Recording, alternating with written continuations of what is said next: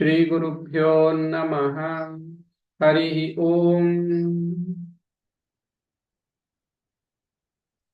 ಸರ್ವಮಂಗಲ ಮಾಂಗಲ್ಯೆ ಶಿವೆ ಸರ್ವಾರ್ಥ ಸಾಧಿಕೆ ಶರಣ್ಯೇ ತ್ರ್ಯಂಬಕೆ ಗೌರಿ ನಾರಾಯಣಿ ನಮೋಸ್ತುತೆ. ಜಗನ್ಮಾತೆಯ ಪಾದಪದ್ಮಗಳಿಗೆ ಭಕ್ತಿಪೂರ್ವಕ ಪ್ರಣಾಮಗಳನ್ನು ಅರ್ಪಿಸಿ, ಎಲ್ಲ ಆತ್ಮೀಯ ಬಂಧುಗಳೇ,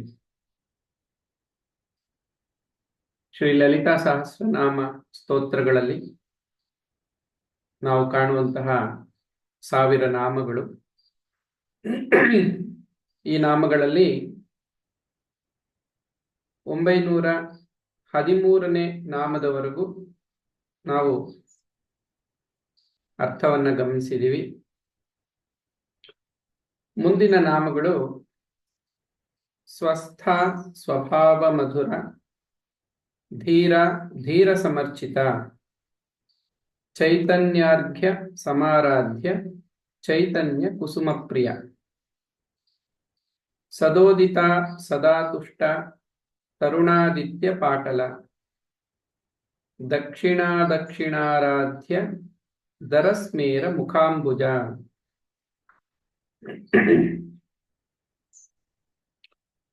ಸ್ವಸ್ಥ, ಜಗನ್ಮಾತೆಗೆ ಸ್ವಸ್ಥ ಅನ್ನುವಂಥದ್ದು ಒಂದು ನಾಮ.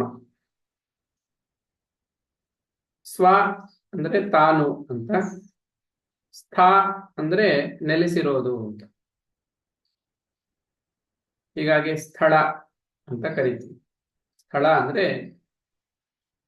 ಯಾವುದು ನಮ್ಮ ನೆಲೆ ಆಗಿದೆಯೋ ಅದೇ ಸ್ಥಳ. ಜಗನ್ಮಾತೆಗೆ ಯಾವುದು ಸ್ಥಳ ಆಗಿದೆ? ಜಗನ್ಮಾತೆಗೆ ತಾನೇ ನೆಲೆಯಾಗಿರುವಂಥದ್ದು, ತನಗೆ ತಾನೇ ನೆಲೆಯಾಗಿರುವಂಥದ್ದೇ ಸ್ವಸ್ಥ.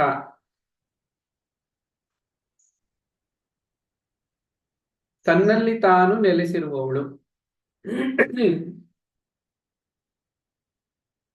ಜಗನ್ಮಾತೆ ತನ್ನಲ್ಲೇ ತಾನು ನೆಲೆಸಿದಳೆ.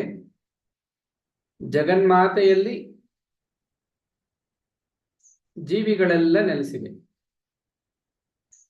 ಜಗನ್ಮಾತೆಯಲ್ಲೇ ಎಲ್ಲ ಜೀವರಾಶಿಗಳು ಹುಟ್ಟಿ ಆಕೆಯಲ್ಲೇ ನೆಲೆಸಿ ಆಕೆಯಲ್ಲೇ ಲೀನವಾಗುತ್ತೆ. ಈ ಅರ್ಥದಲ್ಲಿ ನಾವೆಲ್ಲ ಕೂಡ ಸದಾ ಜಗನ್ಮಾತೆಯೊಂದಿಗೆ ಸಂಬಂಧವನ್ನು ಹೊಂದಿರ್ತೀವಿ. ಆದರೆ ಮನುಷ್ಯನಿಗೆ ನಾನು ಸ್ವತಂತ್ರ ಅನ್ನುವಂಥ ಭಾವನೆ ಶರೀರಧಾರಿಯಾಗಿದ್ದಾಗ ಏನಾದರೂ ಬಂದಾಗ, ನನ್ನದೇ ಆದ ತಂತ್ರ ನನಗಿದೆ, ನಾನು ಏನೋ ಮಾಡ್ತಾ ಇದ್ದೀನಿ, ನನ್ನದೇ ಆದ ಒಂದು ಸಂಕಲ್ಪ ಇದೆ, ನನ್ನದೇ ಆದ ಒಂದು ಪ್ರತ್ಯೇಕ ಜೀವನ ನನಗಿದೆ ಎಂದಾಗ ಅದೇನಾಗುತ್ತೆ? ಅವನು ಅಸ್ವಸ್ಥನಾಗ್ತಾನೆ. ಯಾಕೆಂದ್ರೆ ಸ್ವಸ್ಥ ಅನ್ನುವಂತಹ ಪದವನ್ನು ನಾವು ಅರ್ಥ ಮಾಡ್ಕೋಬೇಕಾದ್ರೆ ಅದಕ್ಕೆ ವಿರುದ್ಧವಾಗಿರೋ ಪದವನ್ನು ನಾವು ಸರಿಯಾಗಿ ಅರ್ಥ ಮಾಡ್ಕೋಬೇಕಾಗುತ್ತೆ. ಧರ್ಮವನ್ನ ಅರ್ಥ ಮಾಡ್ಕೋಬೇಕಾದ್ರೆ ಅದಕ್ಕೆ ಪೂರಕವಾಗಿ ಅಧರ್ಮ ಅಂದ್ರೆ ಏನು ಅಂತ ಕೂಡ ಸ್ವಲ್ಪ ತಿಳಿದಿರ್ಬೇಕಾಗುತ್ತೆ. ಸ್ವಸ್ಥ ಅಂದ್ರೆ ತನ್ನಲ್ಲಿ ತಾನು ನೆಲೆಸಿರುವವಳು. ಇಷ್ಟು ಅರ್ಥ ಮಾಡ್ಕೊಂಡಿದ್ ಮಾತ್ರಕ್ಕೆ ನಮಗೆ ಈ ನಾಮ ಅರ್ಥ ಆಗೋಗಿದೆ ಅಂತ ಅಲ್ಲ.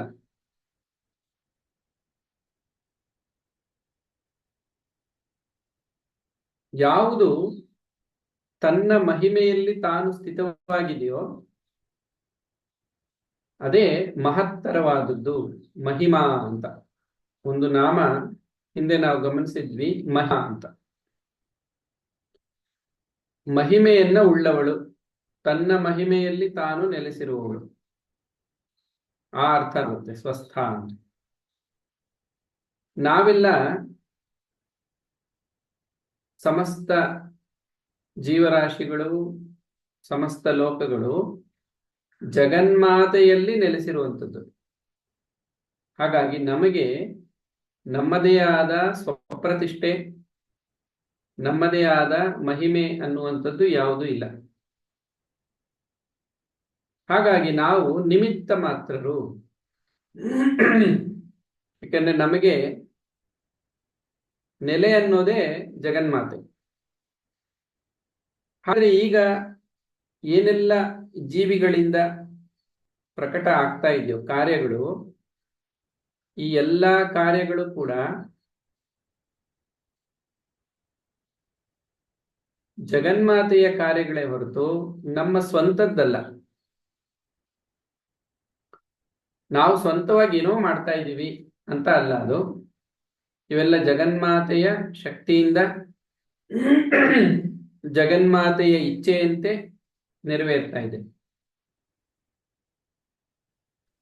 ಅದಕ್ಕೆ ಜಗನ್ಮಾತೆಗೆ ಸ್ವತಂತ್ರ ಅಂತ ಕೂಡ ಒಂದು ನಾಮ ಇದೆ. ಸ್ವತಂತ್ರ, ತನ್ನಲ್ಲೇ ತಾನು ನೆಲೆಸಿ ತನ್ನ ಮಹಿಮೆಯಲ್ಲೇ ತಾನು ಇದ್ದು ತಾನು ಸ್ವತಂತ್ರಳಾಗಿದ್ದಾಳೆ ಜಗನ್ಮಾತೆ. ಹೀಗಾಗಿ ಜಗನ್ಮಾತೆಗೆ ಸ್ವಸ್ಥ ಅಂತ ಹೆಸರು. ಜಗನ್ಮಾತೆಯ ಮಹಿಮೆ ಎಂಥದ್ದು ಅನ್ನೋದನ್ನ ನಾವೀಗಾಗಲೇ ಬಹಳಷ್ಟು ನಾಮಗಳಲ್ಲಿ ಹಲವಾರು ದೃಷ್ಟಿಕೋನಗಳಿಂದ ಗಮನಿಸ್ತಾ ಬರ್ತಾ ಇದ್ದೀವಿ.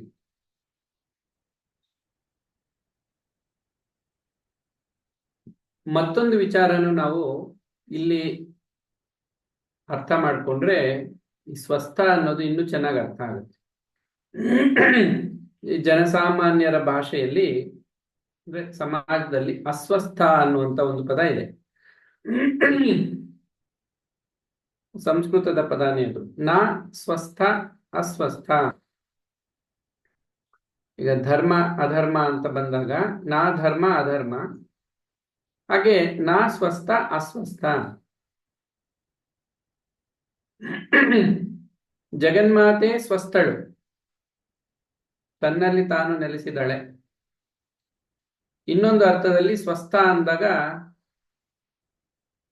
ಆರಾಮಾಗಿರೋದು, ಆನಂದವಾಗಿರೋದು, ಆರೋಗ್ಯವಾಗಿರೋದು ಅನ್ನೋ ಅರ್ಥವನ್ನು ಇಲ್ಲಿ ಕನ್ನಡದಲ್ಲಿ ಬೇರೆ ಕಡೆ ಆ ಅರ್ಥವನ್ನ ಬಿಂಬಿಸಿದ್ದಾರೆ.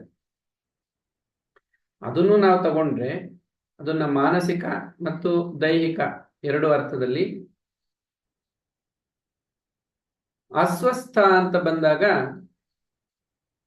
ಅವರು ಸ್ವಸ್ಥರಾಗಿಲ್ಲ ಅಂತ, ತಮ್ಮಲ್ಲಿ ತಾವು ನೆಲೆಸಿಲ್ಲ ಅಂತ. ನಮ್ಮಲ್ಲಿ ನಾವು ನೆಲೆಸಿ ನಾವು ಸ್ವಸ್ಥರು. ನಾವು ಶರೀರದಲ್ಲಿ ನೆಲೆಸಿದ್ರೆ, ಈಗ ಯಾರಿಗೋ ನಾನು ಶರೀರದಲ್ಲಿ ಇದ್ದೀನಿ ಅಂತ ಅನ್ನಿಸ್ತಾ ಇದ್ರೆ ಅವರು ಅಸ್ವಸ್ಥರೇ. ನೋಡಿ, ಇದೆಷ್ಟು ಸೂಕ್ಷ್ಮವಾದ ವಿಚಾರ. ಅಸ್ವಸ್ಥರಾಗಿರೋರಿಗೆ ಸುಖ ಎಲ್ಲಿ ಪ್ರಾಪ್ತಿಯಾಗಬೇಕು? ನಮ್ಗೆಲ್ಲ ಗೊತ್ತಿದೆ, ಅಸ್ವಸ್ಥ ಅಂದ್ರೆ ಅದೊಂದು ಅಬ್ನಾರ್ಮಲ್ ಸ್ಟೇಟ್ ಅಂತ, ಸಹಜ ಸ್ಥಿತಿ ಅಲ್ಲ, ಅಸಹಜ ಸ್ಥಿತಿ. ಅಸ್ವಸ್ಥ ಸ್ಥಿತಿಯಲ್ಲಿ ಸಂತೋಷ ಇರೋದಿಲ್ಲ. ಸುಖ ಸಂತೋಷ ಅಂತ ನಿಜವಾದ ಅರ್ಥದಲ್ಲಿ ಏನಿದೆಯೋ ಅದು ಸಿಗಕ್ ಸಾಧ್ಯವೇ ಇಲ್ಲ. ಸ್ವಸ್ಥರಾಗಿರೋರಿಗೆ ಮಾತ್ರ ಸುಖ ಮತ್ತು ಸಂತೋಷ ಪ್ರಾಪ್ತಿಯಾಗುತ್ತೆ. ಇಲ್ಲಿ ಜಗನ್ಮಾತೆ ನಿತ್ಯ ಆನಂದ ಸ್ವರೂಪಳು, ನಿತ್ಯ ತೃಪ್ತಳು, ನಿರಾಮಯ, ನಿರ್ವಿಕಲ್ಪ, ನಿರಾಬಾಧ. ಈ ತರ ಎಲ್ಲ ನಾಮಗಳು ಯಾಕೆ ಅನ್ವಯಿಸುತ್ತೆ ಅಂದ್ರೆ, ತನ್ನಲ್ಲೇ ತಾನು ಇದ್ದಾಗ ತನಗೆ ಯಾವುದರ ಅಗತ್ಯವೂ ಇಲ್ಲ. ಈಗ ಮನುಷ್ಯರು ಒಂದು ಕಡೆ ನೆಲೆಸಬೇಕು ಅಂದ್ರೆ ಭೂಮಿಯ ಆಧಾರ ಬೇಕಾಗಿದೆ. ಭೂಮಿಯಲ್ಲಿ ನೆಲೆಸಿದ್ದಾರೆ ಅಥವಾ ಭೂಮಿಯ ಮೇಲೆ ನೆಲೆಸಿದ್ದಾರೆ, ತಮ್ಮಲ್ಲಿ ತಾವು ನೆಲೆಯಾಗಿಲ್ಲ. ನಮಗೆ ಯಾಕೆ ಬೇಕು ಭೂಮಿ, ನಮಗೆ ಯಾಕೆ ಬೇಕು ಮನೆ ಅಂದ್ರೆ, ನಮಗ್ ಬೇಕಾಗಿಲ್ಲ, ಶರೀರಕ್ಕೆ ಬೇಕು. ಶರೀರದ ರಕ್ಷಣೆಗಾಗಿ ಒಂದು ಮನೆ ಬೇಕು, ಶರೀರದ ಅನುಕೂಲಕ್ಕಾಗಿ ಅದಕ್ಕೆ ಇನ್ನೇನೇನೋ ವಸ್ತುಗಳೆಲ್ಲ ಬೇಕಾಗುತ್ತೆ. ಇದು ಅತಂತ್ರ ಆಯ್ತು, ಸ್ವತಂತ್ರ ಅಲ್ಲ. ಮತ್ತೆ ಅವಲಂಬನೆ ಆಯಿತು. ಈ ಎಲ್ಲ ಅವಲಂಬನೆ ಅತಂತ್ರದ ಕಾರಣವಾಗಿಯೇ ಸುಖ ಸಂತೋಷ ಅನ್ನೋದು ಅಸ್ವರಿಗೆ ಸಾಧ್ಯವೇ ಇಲ್ಲ. ಅದೇನೋ ಒಂದು ಕಲ್ಪನೆ, ಇಂದ್ರಿಯಗಳ ರಂಜನೆ, ಇಂದ್ರಿಯಗಳಿಂದ ಅನುಭವಿಸುವಂತ ಕ್ಷಣಿಕವಾದ ಒಂದು ಅನುಭವ ಏನಿದೆಯೋ ಅದನ್ನ ಸುಖ ಅಥವಾ ಸಂತೋಷ ಅಂತ ತಪ್ಪಾಗಿ ಕಲ್ಪಿಸಿಕೊಂಡಿರೋದಷ್ಟೇ ಹೊರತು ನಿಜವಾದ ಅರ್ಥದಲ್ಲಿ ಸುಖ ಸಂತೋಷ ಅಲ್ಲ. ಅದು ಕೇವಲ ಸ್ವಸ್ಥರಿಗೆ ಮಾತ್ರ ಲಭಿಸುವಂಥದ್ದು. ತನ್ನಲ್ಲೇ ತಾನು ಯಾರು ನೆಲೆಸಿದಾರೋ ಅವರು ಮಾತ್ರ ಸುಖಿಗಳು, ಅವರು ಮಾತ್ರ ಸಂತೋಷವಾಗಿರಕ್ಕೆ ಸಾಧ್ಯ. ಹಿಂದೆ ಒಂದು ಬಹಳ ಗೂಢವಾದ ಘನವಾದ ಅರ್ಥವನ್ನ ಉಳ್ಳಂತ ಒಂದು ನಾಮವನ್ನು ಗಮನಿಸಿದ್ವಿ, ಏಕಾಕಿನಿ ಭೂಮರೂಪ ಅಂತ. ಏಕಾಕಿಯಾಗಿ ಇರುವವಳು, ತನಗಿಂತ ಭಿನ್ನವಾದ ಮತ್ತೊಂದನ್ನು ನೋಡದೇ ಇರುವವಳು. ಈ ನಾಮ ಏನ್ ಹೇಳ್ತಾ ಇದೆ? ಸ್ವಸ್ಥ ಅನ್ನೋದು ತನ್ನಲ್ಲೇ ತಾನು ನೆಲೆಸಿದ್ದಾಳೆ, ಬೇರಿನೆಲ್ಲೂ ನೆಲೆಸಿಲ್ಲ. ತನಗಿಂತ ಭಿನ್ನವಾದ ಮತ್ತೊಂದು ಇಲ್ಲವೇ ಇಲ್ಲ ಜಗನ್ಮಾತೆಗೆ, ತಾನೇ. ಈ ಸ್ಥಿತಿಯನ್ನ ನಾವು ತಲುಪಿದಾಗ ನಾವು ಕೂಡ ಸ್ವಸ್ಥರಾಗ್ತೀವಿ. ಈಗ ಜಗನ್ಮಾತೆ ಸ್ವಸ್ಥಳು, ಜಗನ್ಮಾತೆ ಪೂಜೆ ಮಾಡೋಣ, ಅನುಗ್ರಹ ಪಡ್ಕೊಳ್ಳೋಣ, ಅಷ್ಟರಲ್ಲೇ ತೃಪ್ತರಾದ್ರೆ ಅದರಿಂದ ಏನಂತ ಪರಮಾರ್ಥ ಇಲ್ಲ. ಪರಮಾರ್ಥ ಅಂದ್ರೆ ತಾನೇ ಜಗನ್ಮಾತೆಯಲ್ಲಿ ಒಂದಾಗಿ, ತಾನೇ ಜಗನ್ಮಾತೆಯಲ್ಲಿ ಲೀನವಾಗಿ ಜಗನ್ಮಾತೆಯ ಸ್ವರೂಪವನ್ನೇ ತಾನು ಪಡ್ಕೊಳ್ಳೋದು. ಈಗ ಸಮುದ್ರದಲ್ಲಿ ಬೆರೆತಂತಹ ಸ್ವಲ್ಪ ನೀರು ಸಮುದ್ರವೇ ಆಗ್ಬಿಡುತ್ತೆ. ಈಗ ನಾವು ನಮಗೆ ಒಂದು ಪ್ರತ್ಯೇಕವಾದ ಅಸ್ತಿತ್ವ ಇದೆ, ನಾನು ಒಂದು ಪಾತ್ರೆಯಲ್ಲಿ ಇದ್ದೀನಿ ಅಂತ ನೀರು ಭಾವಿಸುತ್ತೆ. ಒಂದು ಕಂಟೈನರ್ ಅಲ್ಲಿ ಅದು ಇದೆ. ಹಾಗಾಗಿ ಏನಾಗುತ್ತೆ, ಅದಕ್ಕೆ ನಾನಿಷ್ಟೇನೆ, ನನ್ನ ಸಾಮರ್ಥ್ಯ ಇಷ್ಟು, ನಾನಿಷ್ಟು ಅಂತ ಅನಿಸುತ್ತೆ. ಅದೇನಾದ್ರೂ ಆ ಪಾತ್ರೆಯಿಂದ ಹೊರಬಂದು ಸಮುದ್ರದಲ್ಲಿ ಬೆರ್ತೋಯ್ತು, ಹಾಗೇನಾಗುತ್ತೆ, ನಾನಿಷ್ಟು ಅಷ್ಟು ಅಂತ ಹೇಳ್ಕೊಳಕ್ಕಾಗಲ್ಲ, ಅದು ಸಮುದ್ರವೇ ಆಗ್ಬಿಡುತ್ತೆ. ಆದರೆ ಈ ಒಂದು ಲಿಮಿಟೇಷನ್ ಇದೆಯಲ್ಲ, ಪರಿಮಿತಿ, ತನ್ನದೇ ಆದ ಒಂದು ಸ್ವಪ್ರತಿಷ್ಠೆ, ತನ್ನದೇ ಆದ ಒಂದು ಸ್ವಭಾವ, ಸ್ವಯಂಕೃತ ಭ್ರಾಂತಿ, ತನ್ನ ಮೇಲೆ ಆರೋಪ ಮಾಡಿಕೊಂಡಿರೋ ಎಲ್ಲಾ ಆರೋಪಗಳನ್ನು ನಿರಾಕರಿಸಿದ ಮೇಲೆ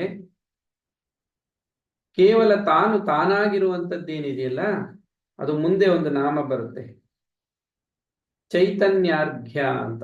ಚೈತನ್ಯ ಅನ್ನೋದೇ ನಾನು ಅನ್ನುವಂಥ ಶುದ್ಧ ಚೈತನ್ಯ. ಇಂತಹ ಚೈತನ್ಯ ಕೇವಲ ತಾನಾಗಿರ್ಬೇಕಷ್ಟೆ, ಅದೇ ಸ್ವಸ್ಥ. ಈಗ ನಾವು ಮನುಷ್ಯರು, ನಮ್ಗೆ ಗೊತ್ತಾಯ್ತು ನಾವು ಮನುಷ್ಯರು ಅಂತ, ಮನುಷ್ಯ ಶರೀರದಲ್ಲಿ ನಾವಿದ್ದೀವಿ ಅಂತ ಭಾವಿಸ್ತಾ ಇರೋದ್ರಿಂದ ನಾವು ಮನುಷ್ಯರು. ಮನುಷ್ಯ ಶರೀರದಿಂದ ನಾವು ಒಂದಿನ ಹೊರಗಡೆ ಬರ್ತೀವಿ, ಆಗ ನಾವೇನಾಗ್ತೀವಿ? ಮನುಷ್ಯರಾಗಿರಲ್ಲ. ಮನುಷ್ಯ ಶರೀರದಲ್ಲಿರೋವರೆಗೂ ಮನುಷ್ಯರು. ಅದೇನು ಹೀಗೆ ಅಂತ ಏನಿಲ್ಲ. ಯಾವ ಸಮಯದಲ್ಲಿ ಯಾರು ಶರೀರವನ್ನು ಬಿಡ್ಬೇಕಾಗಿ ಬರುತ್ತೋ ಗೊತ್ತಿಲ್ಲ. ಆವಾಗ ನಾವು ಶರೀರವನ್ನು ತ್ಯಜಿಸಿದ ಮೇಲೆ ನಮಗೆ ಯಾವುದೇ ಕುಲ, ನಮ್ಮದೇ ಆದ ಆಕಾರ, ಹೆಸರು, ಕರ್ತವ್ಯ ಆ ಥರದ್ದೇನೂ ಇರಲ್ಲ. ಆಗ ನಿಜವಾದ ಅರ್ಥದಲ್ಲಿ ನಾವು ಸ್ವಸ್ಥರಾಗಿರ್ತೀವಿ, ನಾವು ನಾವಾಗಿರ್ತೀವಿ. ಆದ್ರೆ ಶರೀರ ಏನೋ ಆಯ್ತು, ಸೂಕ್ಷ್ಮ ಶರೀರ ಅಂತ ಒಂದಿದೆ, ಮನಸ್ಸು ಅಂತ ಒಂದಿದೆ. ಈ ಮನಸ್ಸಿನಲ್ಲಿ ಏನಾಗುತ್ತೆ, ತನ್ನ ಬಗ್ಗೆ ಬಲವಾಗಿ ಭಾವಿಸಿರೋದು ಒಂದು ಸಂಸ್ಕಾರ ರೂಪದಲ್ಲಿ ಇರೋದ್ರಿಂದ ನಾನು ಎಲ್ಲೋ ಇದ್ದೀನಿ, ನಾನು ಈ ಭೂಲೋಕದಲ್ಲಿ ಇದ್ದೀನಿ, ಮತ್ತೆ ಈ ಭೂಲೋಕ ನನಗೆ ಬೇಕು. ಮತ್ತೆ ಏನಾಗುತ್ತೆ, ಆ ಶುದ್ಧ ಚೈತನ್ಯ ಆಗಿದ್ರೂ ನಮ್ಮ ಸ್ವರೂಪ, ನಾವು ಮತ್ತೆ ಯಾವುದೋ ಒಂದು ಲೋಕದಲ್ಲಿ ನೆಲೆಸೋದಕ್ಕೆ ಇಚ್ಛೆ ಪಡ್ತೀವಿ. ಮತ್ತೆ ಅಸ್ವಸ್ಥ ಆಯ್ತು. ಯಾವುದೇ ಲೋಕಕ್ಕೆ ಹೋಗಬೇಕು, ಅಲ್ಲಿ ನೆಲೆಸಬೇಕು, ಇದು ಅಸ್ವಸ್ಥನೆ. ಯಾಕೆಂದ್ರೆ ಲೋಕದ ಆಧಾರ ಇದೆಯಲ್ಲ. ಸ್ವರ್ಗ ಲೋಕಕ್ಕೆ ಹೋಗಿ ಅಲ್ಲಿ ನೆಲೆಸಬೇಕು ಅಂದ್ರೆ ಅವರು ಸ್ವಸ್ಥ ಅಲ್ಲ. ಇನ್ಯಾವುದೋ ಲೋಕಕ್ಕೆ ಹೋಗ್ಬೇಕು, ಅಲ್ಲಿ ನೆಲೆಸಬೇಕು, ಬ್ರಹ್ಮಲೋಕದಲ್ಲಿ ನೆಲೆಸಬೇಕು, ಅದು ಸ್ವಸ್ಥ ಅಂತಲ್ಲ. ಹೀಗಾಗಿ ಭಗವದ್ಗೀತೆಯಲ್ಲಿ ಆ ಬ್ರಹ್ಮ ಭುವನಾಲೋಕ ಪುನರಾವರ್ತಿನೋ ಅರ್ಜುನ, ಕೆಳಗಿನ ಲೋಕಗಳಿಂದ ಹಿಡಿದು ಅಥವಾ ಭೂಲೋಕದಿಂದ ಬ್ರಹ್ಮಲೋಕದವರೆಗೂ ಯಾವ ಲೋಕದಲ್ಲಿದ್ರೂ ಕೂಡ ಅವರು ಅಸ್ವಸ್ಥರೇ. ಯಾಕಂದ್ರೆ ತಮ್ಮಲ್ಲಿ ತಾವು ನೆಲೆಸಿಲ್ಲ, ಅವರು ಲೋಕದಲ್ಲಿ ನೆಲೆಸಿದ್ದಾರೆ. ಈಗ ನಾವು ಯಾವ ಲೋಕದಲ್ಲಿ ಇದ್ರೆ ಭೂಲೋಕದಲ್ಲಿ ಇದೀವಿ. ನಾವು ಭೂಲೋಕದಲ್ಲಿ ಇದೀವಿ ಅಂತ ನಾವು ಅಂದ್ಕೊಂಡಿರೋದ್ರಿಂದ ಅಸ್ವಸ್ಥರು. ಭೂಲೋಕವನ್ನು ಆಶ್ರಯಿಸಿಕೊಂಡು ಅಲ್ಲಲ್ವ ಇರೋದು. ಹಾಗಾಗಿ ಯಾವಾಗ ನಾವು ಯಾವ ಲೋಕದಲ್ಲೂ ಇಲ್ಲ, ನಮ್ಮಲ್ಲೇ ನಾವು ನೆಲೆಸಿದೀವಿ, ನಾನಾಗಿದ್ದೀನಿ ಅಂತ ತನಗೆ ಅನ್ನಿಸ್ದಾಗ ಅದು ಶುದ್ಧ ಚೈತನ್ಯ ಅಂತ. ಅದೇ ಸ್ವಸ್ಥ. ನನಗೆ ಯಾವುದರ ಆಧಾರವೇ ಬೇಕಾಗಿಲ್ಲ. ನಿರಾಧಾರ, ನಿರಂಜನ, ಹೀಗಾಗಿ ನಾಮಗಳು ಜಗನ್ಮಾತೆಗೆ ಅನ್ವಯಿಸುವಂಥದ್ದು. ಆಕೆ ಸ್ವಸ್ಥಳಾಗಿರೋದ್ರಿಂದ, ತನ್ನಲ್ಲೇ ತಾನು ನೆಲೆಸಿರೋದ್ರಿಂದ ಆಕೆಗೆ ಯಾವುದೇ ಆಧಾರ ಆಗಲಿ, ಯಾವುದೇ ಲೇಪ ಆಗಲಿ, ನಿರಾಲಂಬ ಅವಲಂಬನೆ ಆಗಲಿ ಇದ್ಯಾವುದೂ ಇಲ್ಲ. ಮುಂದಿನ ನಾಮ ಸ್ವಭಾವ ಮಧುರ. ಮಧುರವಾದ ಸ್ವಭಾವವನ್ನ ಉಳ್ಳವಳು ಜಗನ್ಮಾತೆ, ಹಾಗಾಗಿ ಸ್ವಭಾವ ಮಧುರ. ಈ ಮಧು ಅನ್ನುವಂಥ ಪದ ಜೇನು ಅಂತ ನಾವು ಭಾವಿಸೋದು. ಮಧುರ ಅನ್ನುವಂಥ ಪದವನ್ನ ಜೇನಿಗೆ ಅನ್ವಯಿಸಿದೆ, ಹಾಗಾಗಿ ಅದು ಮಧು ಅಂತ ಕರೆಯಲ್ಪಡುತ್ತೆ. ಬಹಳ ಆನಂದವನ್ನು ಕೊಡುತ್ತೆ, ಹಿತವಾಗಿರುತ್ತೆ ಅನ್ನೋ ಅರ್ಥದಲ್ಲಿದೆ. ಮಧುರ ಅಂತ ಬಂದಾಗ ಯಾವುದು ಬಹಳ ಆನಂದವನ್ನ ಕೊಡುತ್ತೋ, ಆನಂದ ಸ್ವರೂಪವೋ ಅದು ಮಧುರ ಅಂತ ನಾವು ಭಾವಿಸ್ಬೋದು. ಆದ್ರೆ ಇದು ಸಾಮಾನ್ಯ ಅರ್ಥದಲ್ಲಿ. ಸ್ವಭಾವ ಅಂತ ಅದಕ್ಕೆ ಸೇರಿಸಿದೆ. ಮಧುರ ಅಂತ ಬಂದಾಗ ಈ ಅರ್ಥ ಬರುತ್ತೆ. ಸ್ವಭಾವ ಮಧುರ, ಸ್ವಭಾವ, ತನ್ನದೇ ಆದ ಒಂದು ಭಾವ ಇದೆಯಲ್ಲ, ಅದೇ ಸ್ವಭಾವ. ಭಗವದ್ಗೀತೆಯಲ್ಲಿ ಒಂದು ಬಹಳ ಪ್ರಸಿದ್ಧವಾದ ವಾಕ್ಯ ಇದೆ, ಸ್ವಭಾವ ಮಧುರ ಅಂತ. ಜಗತ್ತಿನಾಮ ಅಲ್ಲಿ ಸ್ವಭಾವಸ್ತು ಪ್ರವರ್ತತೆ ಅಂತ ಗೀತೆಯಲ್ಲಿ ಹೇಳಿರೋದು.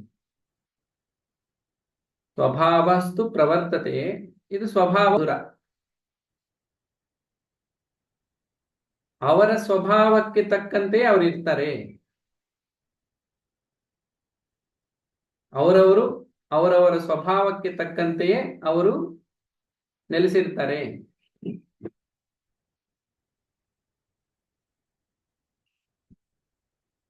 ಹೇಗೆ?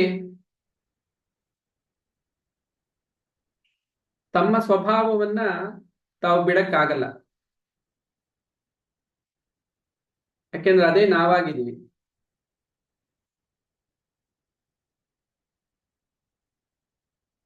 ನಮ್ಮ ಸ್ವಭಾವ ಏನಿದೆಯೋ ಅದನ್ನು ನಾವು ಮರ್ತಿರೋದ್ರಿಂದಲೇ ಅನ್ಯ ಭಾವದಲ್ಲಿ ನಾವು ಅಲಿತಾ ಇರೋದು. ಈ ಸ್ವಭಾವ ಅನ್ನೋದನ್ನ ಅರ್ಥ ಮಾಡ್ಕೊಂಡ್ರೆ ಸ್ವಭಾವ ಮಧುರ ಅನ್ನೋದು ಕೂಡ ನಮ್ಗೆ ಅರ್ಥ ಆಗುತ್ತೆ. ಅನ್ಯಭಾವ, ಅನ್ಯಭಾವಗಳು ಅನೇಕ ಭಾವಗಳಿದೆ. ಇನ್ನು ಹೇಳ್ಬೇಕು ಅಂದ್ರೆ ವಿಚಿತ್ರವಾದ ಭಾವಗಳು ಇದೆ. ಆ ವಿಚಿತ್ರವಾದ ಭಾವಗಳಲ್ಲೆಲ್ಲ ಇರುವಂತ ಸ್ಥಿತಿ ಯಾಕೆ ಬಂದು ಅಂದ್ರೆ ಸ್ವಭಾವದಲ್ಲಿ ನೆಲೆಸದೇ ಇರೋದ್ರಿಂದ, ಸ್ವಸ್ಥರಾಗದೆ ನಮ್ಮ ಸ್ವಭಾವವನ್ನ ನಾವು ಅರಿತುಕೊಳ್ಳದೆ ಇರೋದ್ರಿಂದ ಅನ್ಯ ಭಾವದಲ್ಲಿ ನಾವಿದ್ದೀವಿ. ಅನ್ಯ ಭಾವಗಳು ಗೊತ್ತೇ ಇದೆ, ನಮ್ಮ ಮೇಲೆ ನಾವೇ ಆರೋಪ ಮಾಡ್ಕೊಂಡಿರೋ ಭಾವಗಳು. ಅದೆಲ್ಲ ಕೂಡ ದುಃಖದಾಯಕ ಅಥವಾ ಭ್ರಾಂತಿಯನ್ನ ಉಂಟು ಮಾಡುವಂಥದ್ದು, ಸ್ವಯಂಕೃತ ಭ್ರಾಂತಿ.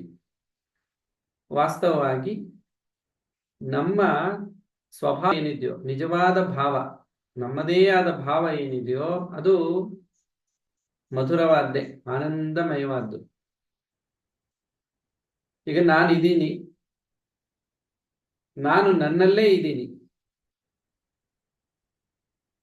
ನನಗಿನ್ನೇನು ಬೇಕಾಗೇ ಇಲ್ಲ. ಯಾಕೆಂದ್ರೆ ನನಗಿಂತ ಭಿನ್ನವಾದ ಮತ್ತೊಂದು ಇಲ್ಲದೆ ಇರೋದ್ರಿಂದ ನನಗೇನು ಬೇಕಾಗಿಲ್ಲ. ಹಾಗೇನಾಗುತ್ತೆ, ಅದು ನಿತ್ಯ ತೃಪ್ತ ಆಗುತ್ತೆ. ಇನ್ನು ನನ್ನ ಭಾವ ಏನು, ಸ್ವಭಾವ, ವಿಷಯಗಳ ಸಂಪರ್ಕ ಬಂದಾಗ ಅದು ದುಃಖಕ್ಕೆ ಕಾರಣ ಆಗುತ್ತೆ. ವಿಷಯಗಳಿಂದ ನಿರ್ಲಿಪ್ತವಾಗಿದ್ದಾಗ ನನ್ನದೇ ಆದ ಆನಂದ ನನಗಿದ್ದೇ ಇದೆ, ಆತ್ಮಾನಂದ ಅಂತ ಅದನ್ನು ಕರೆಯೋದಷ್ಟೇ. ಆನಂದ ಅಂದ್ರೆ ಮತ್ತೇನೋ ಒಂದು ರೀತಿ ಇದೆ ಅನ್ನೋ ಭಾವ ಆಗತ್ತೆ. ಯಾಕೆಂದ್ರೆ ರೋಗದಿಂದ ಪೀಡಿತರಾಗಿರೋರಿಗೆ ರೋಗ ವಾಸಿಯಾದಾಗ ಬಹಳ ಆರಾಮಾಗಿದ್ದೀವಿ ಅಂತಂತೆ. ಆರಾಮಾಗಿರೋದೇ ಅವರ ನಿಜವಾದ ಸ್ಥಿತಿ. ರೋಗ ಅನ್ನೋದು ಕೃತಕವಾಗಿ ಬಂದು ಬಾಧೆಯನ್ನ ಕೊಡ್ತಾ ಇತ್ತು. ಆ ರೋಗ ಉಪಶಮನ ಆದ್ಮೇಲೆ ಅವ್ರು ಏನು ತಮ್ಮದೇ ಆದ ಒಂದು ಸಹಜ ಸ್ಥಿತಿಯಲ್ಲಿದ್ದಾರೋ ಅದು ಆರಾಮಾಗೇ ಇದೆ. ಹಾಗೇನೆ ಸ್ವಭಾವ ಅನ್ನೋದು ನಮ್ದು ಮಧುರವಾಗೇ ಇದೆ. ನಾವೆಲ್ಲ ಕೂಡ ಜಗನ್ಮಾತೆಯಲ್ಲೇ ಇದ್ದೀವಿ, ಜಗನ್ಮಾತೆಯಿಂದಲೇ ಅಸ್ತಿತ್ವದಲ್ಲಿದ್ದೀವಿ. ನಾವು ಆಕೆಗಿಂತ ಭಿನ್ನವಾಗಿ ಇರೋಕ್ ಸಾಧ್ಯವೇ ಇಲ್ಲ. ಹೀಗಿದ್ದಾಗ ನಮ್ಮ ಸ್ವಭಾವವು ಮಧುರವಾದ ಸ್ವಭಾವವೇ. ಅದನ್ನ ಈ ಭಕ್ತಿ ಮಾರ್ಗದಲ್ಲಿ ಪ್ರೇಮ ರೂಪ ಅಂತ ಕರೀತಾರೆ. ಜಗನ್ಮಾತೆಗೂ ನಾವು ನೋಡಿದ್ವಿ, ಪ್ರೇಮ ರೂಪ ಅಂತ ಜಗನ್ಮಾತೆ ಕೂಡ ಹೆಸರಿದೆ. ಈ ಪ್ರೇಮ ಅಂತ ಇದೆಯಲ್ಲ, ಅದನ್ನೇ ಇಲ್ಲಿ ಮಧುರ, ಅದರ ಅನುಭವ ಮಧುರವಾಗಿರುತ್ತೆ. ಪ್ರೇಮದ ಅನುಭವ ಮಧುರವಾಗಿರುತ್ತೆ, ಅದಕ್ಕೆ ಸ್ವಭಾವ ಮಧುರ. ಈ ಪ್ರೇಮ ಅನ್ನುವಂಥದ್ದು ನಾವು ಪಡ್ಕೋಬೇಕಾಗಿರೋದಾದ್ರೆ ಅದು ನಮ್ಮದೇ ಆದ ಸ್ವಭಾವ. ಅದು ಆರೋಪ ಆಗಿರುವಂಥದ್ದು ಏನಿದೆಯೋ, ಭಿನ್ನ ಭಿನ್ನವಾದ ಅಭಿಪ್ರಾಯಗಳು, ಆ ಅಭಿಪ್ರಾಯಗಳು ಪ್ರೇಮವನ್ನ ಮರೆಸ್ಬಿಟ್ಟಿದೆ.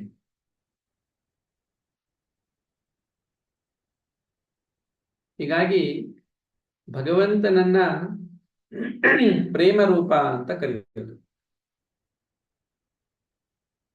ಅದು ಬಹಳ ಮಧುರವಾದದ್ದು.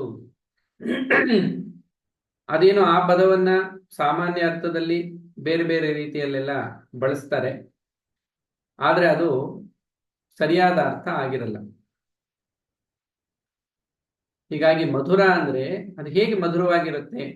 ಜೇನೇನೋ ನಾಲಿಗೆ ಮೇಲೆ ಇಟ್ಕೊಂಡಾಗ ಅದರ ಅನುಭವ ಮಧುರವಾಗಿರುತ್ತೆ ಎನ್ಬೋದು. ಈ ಪ್ರೇಮ ಅನ್ನುವಂಥದ್ದೇನೋ ಅದು ಬಹಳ ಮಧುರ.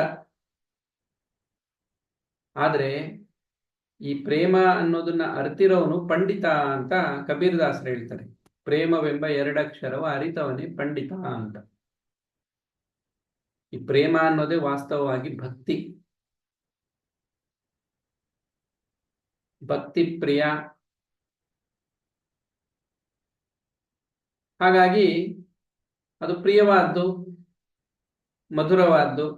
ಈ ಎಲ್ಲ ಅರ್ಥದಲ್ಲಿ ನಾವು ಸ್ವಭಾವ ಮಧುರ. ಅದು ಯಾವಾಗಲೂ ಹಿತವಾಗಿರೋದು, ಆನಂದವನ್ನು ಕೊಡುವಂಥದ್ದು ಅಂಥದ್ದೇ ಅದು. ಇಂತಹ ಸ್ವರೂಪಳು ಜಗನ್ಮಾತೆ, ಸ್ವಭಾವ ಮಧುರ.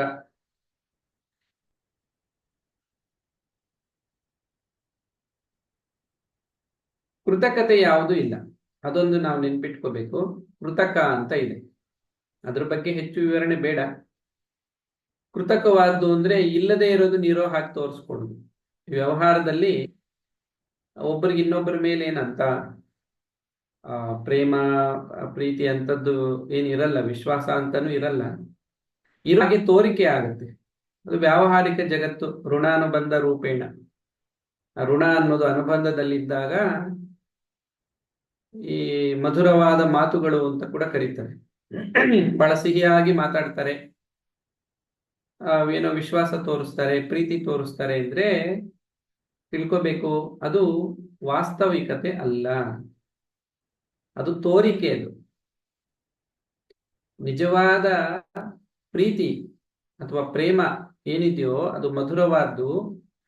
ಯಾರಿಗೆ ಅದರ ಅನುಭವ ಇದೆಯೋ ಅವರು ಆನಂದವಾಗಿರ್ತಾರೆ. ಅವರು ಆನಂದವಾಗಿದ್ದರೆ ತಾನೇ ಇತರರಿಗೆ ಆನಂದವನ್ನು ಕೊಡಕ್ ಸಾಧ್ಯ. ತೋರಿಕೆಯ ಪ್ರೀತಿ ಪ್ರೇಮ ಮಧುರವಾಗಿರೋದು ಅದಲ್ಲ, ಮಧುರವಾದ ಮಾತುಗಳು ಆ ಅರ್ಥ ಅಲ್ಲ ಇಲ್ಲಿ.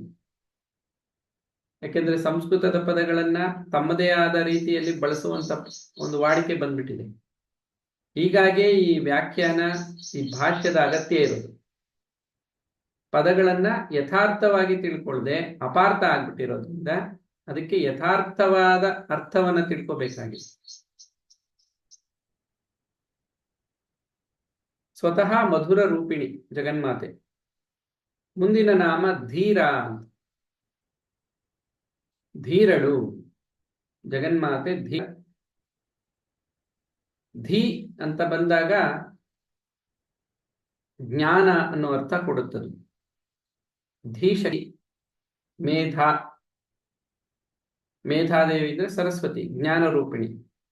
ಅದೇ ಅರ್ಥನೇ ಇಲ್ಲೂ ಧೀರ ಅಂತಾಗ ಆ ಧೀಶಕ್ತಿಯನ್ನ ಅಪಾರವಾಗಿ ಹೊಂದಿರೋರು. ಸ್ವಲ್ಪ ಸ್ವಲ್ಪ ಎಲ್ಲರಲ್ಲೂ ಇರುತ್ತೆ ಆ ಧೀಶಕ್ತಿ. ಅಪಾರವಾಗಿ ಆ ಧೀಶಕ್ತಿಯನ್ನ ಹೊಂದಿರೋರು ಧ್ಯೋ ಯೋನ ಪ್ರಚೋದಯಾತ್ ಅಂತ. ಅದು ಆ ಧೀಶಕ್ತಿ ಅಪಾರವಾಗಿದ್ದಾಗ, ಹೆಚ್ಚು ಇದ್ದಾಗ ಆ ವ್ಯಕ್ತಿಯನ್ನ ಧೀರ ಅಂತ ಕರೀತಾರೆ. ಮತ್ತು ಆ ಪದವನ್ನು ಕನ್ನಡದಲ್ಲಿ ಇನ್ನೇನೇನೋ ಅರ್ಥವನ್ನು ಕಲ್ಪಿಸಿಬಿಟ್ಟಿದ್ದಾರೆ.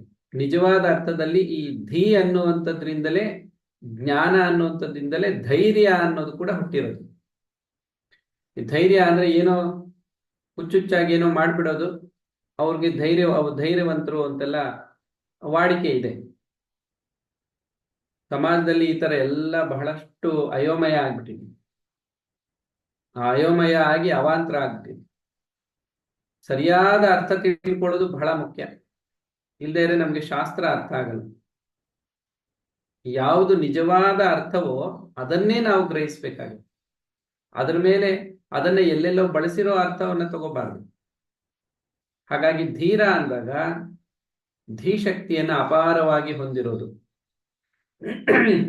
ಈ ಯಾರು ಧೀರರೋ ಅವರಲ್ಲಿ ಧೃತಿ ಅಂತ ಇರುತ್ತೆ ನೋಡಿ. ಧಾತು ಒಂದೇ, ಧೀರ, ಧೃತಿ, ಧೈರ್ಯ.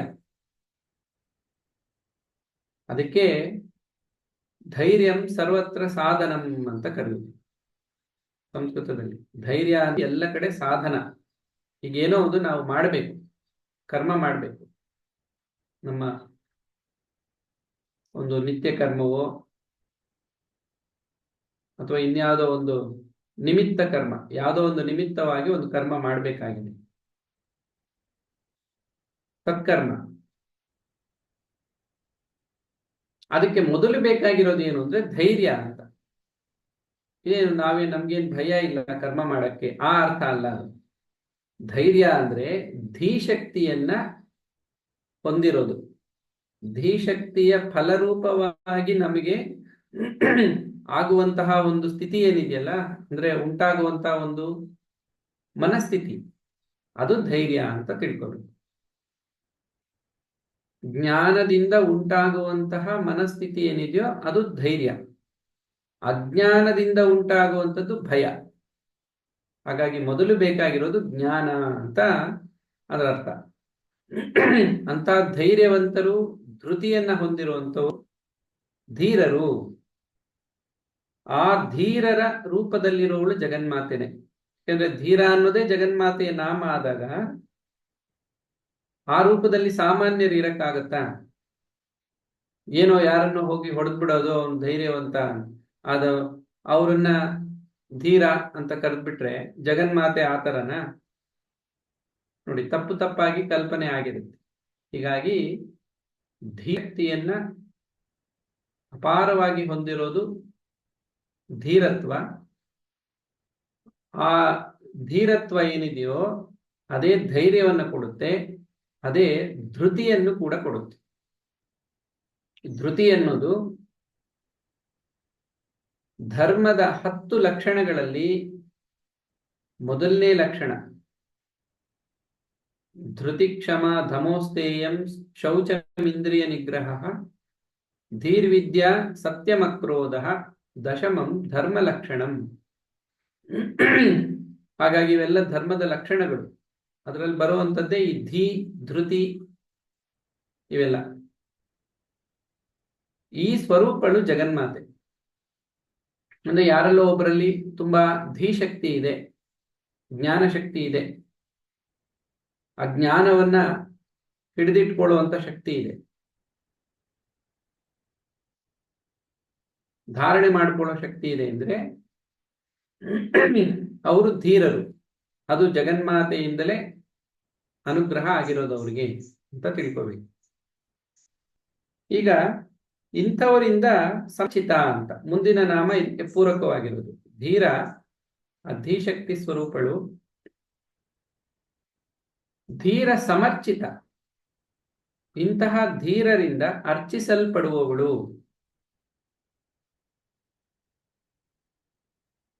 ಜಗನ್ಮಾತೆ ಧೀರರಿಂದ ಅರ್ಚಿಸಲ್ಪಡ್ತಾಳೆ.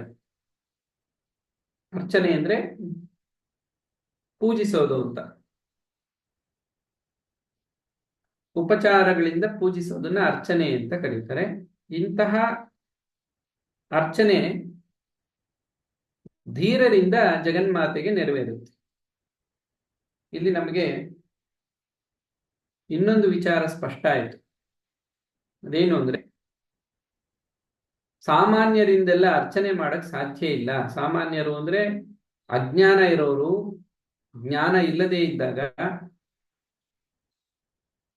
ಧೈರ್ಯ ಇಲ್ಲದೆ ಇದ್ದಾಗ, ಧೀರರಾಗಿಲ್ಲದೆ ಇದ್ರೆ ಅವರಿಂದ ಜಗನ್ಮಾತೆಯನ್ನ ಅರ್ಚಿಸೋದಕ್ಕೆ, ಜಗನ್ಮಾತೆಯನ್ನ ಪೂಜಿಸೋದಕ್ಕೆ ಸಾಧ್ಯ ಇಲ್ಲ. ಅವರು ಧೀರರಾಗಿರ್ಬೇಕು. ಆಗ ಅವರಿಂದ ಪೂಜಿಸಲ್ಪಡ್ತಾಳೆ. ಹಾಗಾಗಿ ಧೀರರಿಂದ ಪೂಜಿಸಲ್ಪಡುವುದರಿಂದ ಧೀರ ಸಮರ್ಚಿತ. ಅದಕ್ಕೆ ಅಲ್ಲಿ ಉಪಸರ್ಗ ಇದೆ. ಚೆನ್ನಾಗಿ ಪೂಜಿಸಲ್ಪಡುವವಳು ಅನ್ನೋ ಅರ್ಥ ಬರುತ್ತೆ. ಅಂತ ಬಂದಾಗ ಉಪಸರ್ಗ ಸೇರಿಸಿರೋದ್ರಿಂದ ಧೀರ ಅರ್ಚಿತ ಅಂತ ಇಲ್ಲ, ಧೀರ ಸಮರ್ಚಿತ.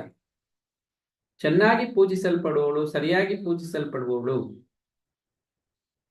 ಧೀರರಿಂದ ಸರಿಯಾಗಿ ಪೂಜಿಸಲ್ಪಡುವವಳು ಧೀರ ಸಮರ್ಚಿತ. ಈ ಸರಿಯಾಗಿ ಪೂಜೆ ಮಾಡೋದು ಅಂದ್ರೆ ಏನು? ಪೂಜೆಯಲ್ಲಿ 2 ವಿಧ ಇದೆ. ಅರ್ಚನೆ ಮಾಡೋದು 2 ವಿಧ. ಒಂದು ಬಾಹ್ಯ ಪೂಜೆ, ಇನ್ನೊಂದು ಮಾನಸ ಪೂಜೆ. ಬಾಹ್ಯ ಪೂಜೆ ನಾವು ದೇವಸ್ಥಾನಗಳಲ್ಲಿ, ಮನೆಗಳಲ್ಲಿ, ವಿಶೇಷ ಹಬ್ಬದ ದಿನಗಳಲ್ಲಿ ನಾವೆಲ್ಲ ಪೂಜೆಯನ್ನ ನೋಡಿರ್ತೀವಿ. ಪಂಚೋಪಚಾರ, ದಶೋಪಚಾರ, ಷೋಡಶೋಪಚಾರ ಅಂತೆಲ್ಲ ಈ ತರ ಪೂಜೆಯನ್ನ ಮಾಡ್ತಾ ಇರ್ತಾರೆ.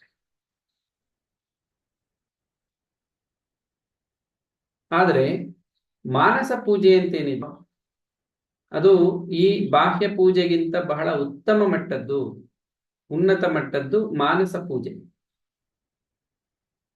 ಬಾಹ್ಯ ಪೂಜೆಯನ್ನ ಮಾಡ್ತಾ ಮಾಡ್ತಾ ಮಾನಸ ಪೂಜೆಯನ್ನ ಮಾಡುವಂತಹ ಯೋಗ್ಯತೆ ಪ್ರಾಪ್ತವಾಗುತ್ತೆ. ಈ ಮಾನಸ ಪೂಜೆಯಲ್ಲಿ ಒಂದು ಶಾಸ್ತ್ರವಾಕ್ಯ ಇದೆ, ದೇವೋ ಭೂತ್ವ ದೇವಂ ಯಜೇತ್ ಅಂತ. ದೇವನಾಗಿ ದೇವನನ್ನ ಪೂಜಿಸು. ಅದರ ಅರ್ಥ ದೇವನಾಗಿ ದೇವನನ್ನ ಪೂಜಿಸ್ಬೇಕಂತ. ತಾನೇ ದೇವನಾದ್ಮೇಲೆ ದೇವನನ್ನ ಪೂಜಿಸೋದು ಏನ್ ಬಂತು ಅಂತ ಕೆಲವರು ಆತರ ಭಾವಿಸ್ತಾರೆ. ಅದಲ್ಲ ಅರ್ಥ. ದೈವತ್ವವನ್ನ ಪಡ್ಕೊಂಡು, ದೈವಿ ಸಂಪದವನ್ನ ಪಡ್ಕೊಂಡು ದೇವತೆಯನ್ನ ಪೂಜಿಸು. ದೈವಿ ಸಂಪದವನ್ನ ಹೊಂದಿರೋರಿಗೆ ದೇವತೆಯನ್ನ ಪೂಜಿಸುವ ಯೋಗ್ಯತೆ ಇದೆ. ಅಸುರಿ ಸ್ವಭಾವ ಇದ್ದಾಗ ಆ ಪೂಜೆ, ಅದು ಪೂಜೆ ಅನ್ನೋದಕ್ಕಿಂತ ಅದೊಂದು ಪದ್ಧತಿ ಪ್ರಕಾರ ಏನೋ ಒಂದು ಕಾರ್ಯ ಆಗತ್ತೆ ಅಷ್ಟೇ ಹೊರತು ಪೂಜೆ ಅಂತ ಆಗೋದಿಲ್ಲ. ಆ ಪೂಜೆ ನೆರವೇರೋದಿಲ್ಲ. ಅಂದ್ರೆ ಅದರಿಂದ ಏನು ಫಲ ಇಲ್ಲ. ರಾಜಸ ತಾಮಸ ಅಂತೆಲ್ಲ ಕರೀತಾರೆ. ಹಾಗಾಗಿ ಚೆನ್ನಾಗಿ ಭಗವಂತನನ್ನ ಅಥವಾ ಜಗನ್ಮಾತೆಯನ್ನ ಪೂಜಿಸಬೇಕಾದ್ರೆ ಧೀರರಾಗಿರ್ಬೇಕು. ಪೂಜೆ ನಮ್ಮಿಷ್ಟ ಅನುಸಾರವಾಗಿ ನಾವು ಮನೆಯಲ್ಲಿ ಏನೋ ಒಂದು ಅಥವಾ ಅವ್ರ ಮಠಗಳಲ್ಲಿ ಸ್ಥಳಗಳಲ್ಲೆಲ್ಲೋ ಮಾಡೋದು ಅಂತ ಅಲ್ಲ ಅದು. ಅದಕ್ಕೆ ಗುರುಗಳಿಂದ ಉಪದೇಶ ಪಡ್ಕೊಂಡಿರ್ಬೇಕು. ಪೂಜೆ ಮಾಡೋದಕ್ಕೆ ಸರಿಯಾದ ಕ್ರಮವನ್ನ ಕಲ್ತಿರ್ಬೇಕು. ಗುರುಲೇನಿ ವಿದ್ಯೆ ಗುಡ್ಡಿ ವಿದ್ಯೆ ಅಂದ್ರು ಕುರುಡು ವಿದ್ಯೆ ಆಗ್ಬಿಡುತ್ತೆ ಅಷ್ಟೇ. ಯಾರೋ ಹೇಳಿದ್ದು ಏನೋ ಮಾಡಿದ್ದು, ಅವ್ರು ಏನ್ ಹೇಳಿದ್ರು ಇವ್ರಿಗೂ ಅರ್ಥ ಆಗಿಲ್ಲ, ಏನ್ ಮಾಡ್ತಾ ಇದ್ದಾರೋ ಅದು ಗೊತ್ತಿಲ್ಲ. ಅದಕ್ಕೆ ಇಲ್ಲಿ ಉಪಸರ್ಗ ಇದೆ. ಈ ಉಪಸರ್ಗಗಳನ್ನ ಸೇರಿಸಿದಾಗ ಅದನ್ನ ವಿಶೇಷವಾಗಿ ಒತ್ತು ಕೊಟ್ಟು ಅರ್ಥ ಮಾಡ್ಕೋಬೇಕಾಗತ್ತೆ ಅಂತ ಅರ್ಥ. ಈಗ ನಾಶ ಅಂತಾರೆ, ವಿನಾಶ ಅಂತ ಬಂದಾಗ ಅಲ್ಲಿ ಏನೋ ಉಪಸರ್ಗ ಸೇರಿಸಿದೆ, ಅದನ್ನ ನಾವು ಸರಿಯಾಗಿ ಅರ್ಥ ಮಾಡ್ಕೋಬೇಕು. ಏನೋ ವಿಶೇಷತೆ ಇದೆ ಇಲ್ಲಿ. ಹಾಗಾಗಿ ಸಮರ್ಚಿತ ಅಂತ ಬಂದಾಗ ಸರಿಯಾಗಿ ಅರ್ಚಿಸಲ್ಪಡುವವಳು, ಧೀರರಿಂದ ಚೆನ್ನಾಗಿ ಸರಿಯಾಗಿ ಅರ್ಚಿಸಲ್ಪಡುವವಳು ಧೀರ ಸಮರ್ಚಿತ. ಚೆನ್ನಾಗಿ ಸರಿಯಾಗಿ ಅರ್ಚನೆ ಮಾಡೋದು ಅಂದ್ರೆ ಏನು? ದೈವತ್ವವನ್ನ ಹೊಂದಿದ್ದು, ದೈವಿ ಸಂಪದ. ದೈವಿ ಸಂಪದಗಳೇನು ಅಂತ ಗೀತೆಯಲ್ಲಿ ಹೇಳಿದೆ. ಒಟ್ಟಿನಲ್ಲಿ ಎಲ್ಲ ವಿಧವಾದ ಒಳ್ಳೆ ಗುಣಗಳು, ದೈವಿ ಗುಣಗಳು, ಸದ್ಗುಣಗಳನ್ನ ಹೊಂದಿ ಪೂಜಿಸಿದಾಗ ಅದು ಸಮರ್ಚಿತ ಆಗುತ್ತೆ. ದೈವಿ ಗುಣಗಳಿಲ್ಲದೆ ಇದ್ರೆ ಆ ಪೂಜೆ ಜಗನ್ಮಾತೆ ಸರಿಸಲ್ಲ. ಅಂತಹ ದೈವಿ ಸಂಪದವನ್ನ ಹೊಂದಿರೋರು ಧೀರರು. ಆ ಧೀರರಿಂದ ಪೂಜಿಸಲ್ಪಡುವವಳು ಸಮರ್ಚಿತ.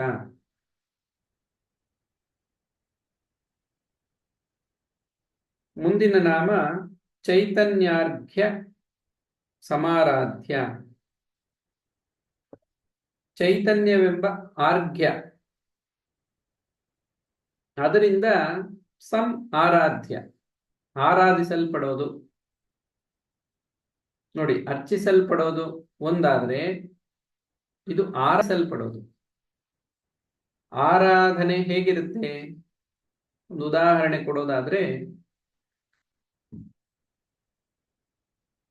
ಸಾಮಾನ್ಯ ಅರ್ಥದಲ್ಲಿ ಅಲ್ಲಲ್ಲಿ ಆರಾಧನೆ ನಡೀತಾ ಇದೆ ಅಂತ ಅಲ್ಲ, ಆ ತರ ಇರಲ್ಲ ಅದು.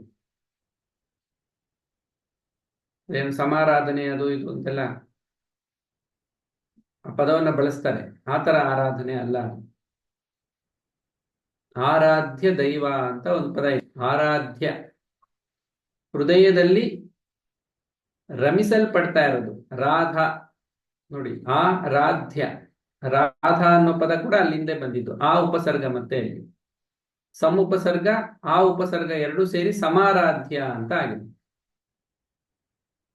ಸಮಾರಾಧನೆ, ಆ ಸಮಾರಾಧನೆ ಯಾರಿಗಾಗಿ? ಜಗನ್ಮಾತೆಗಾಗಿ. ಸಮಾರಾಧನೆಯಿಂದ ಆರಾಧಿಸಲ್ಪಡ್ತಾ ಇರೋಳು, ಚೆನ್ನಾಗಿ ಆರಾಧಿಸಲ್ಪಡ್ತಾ ಇರೋಳು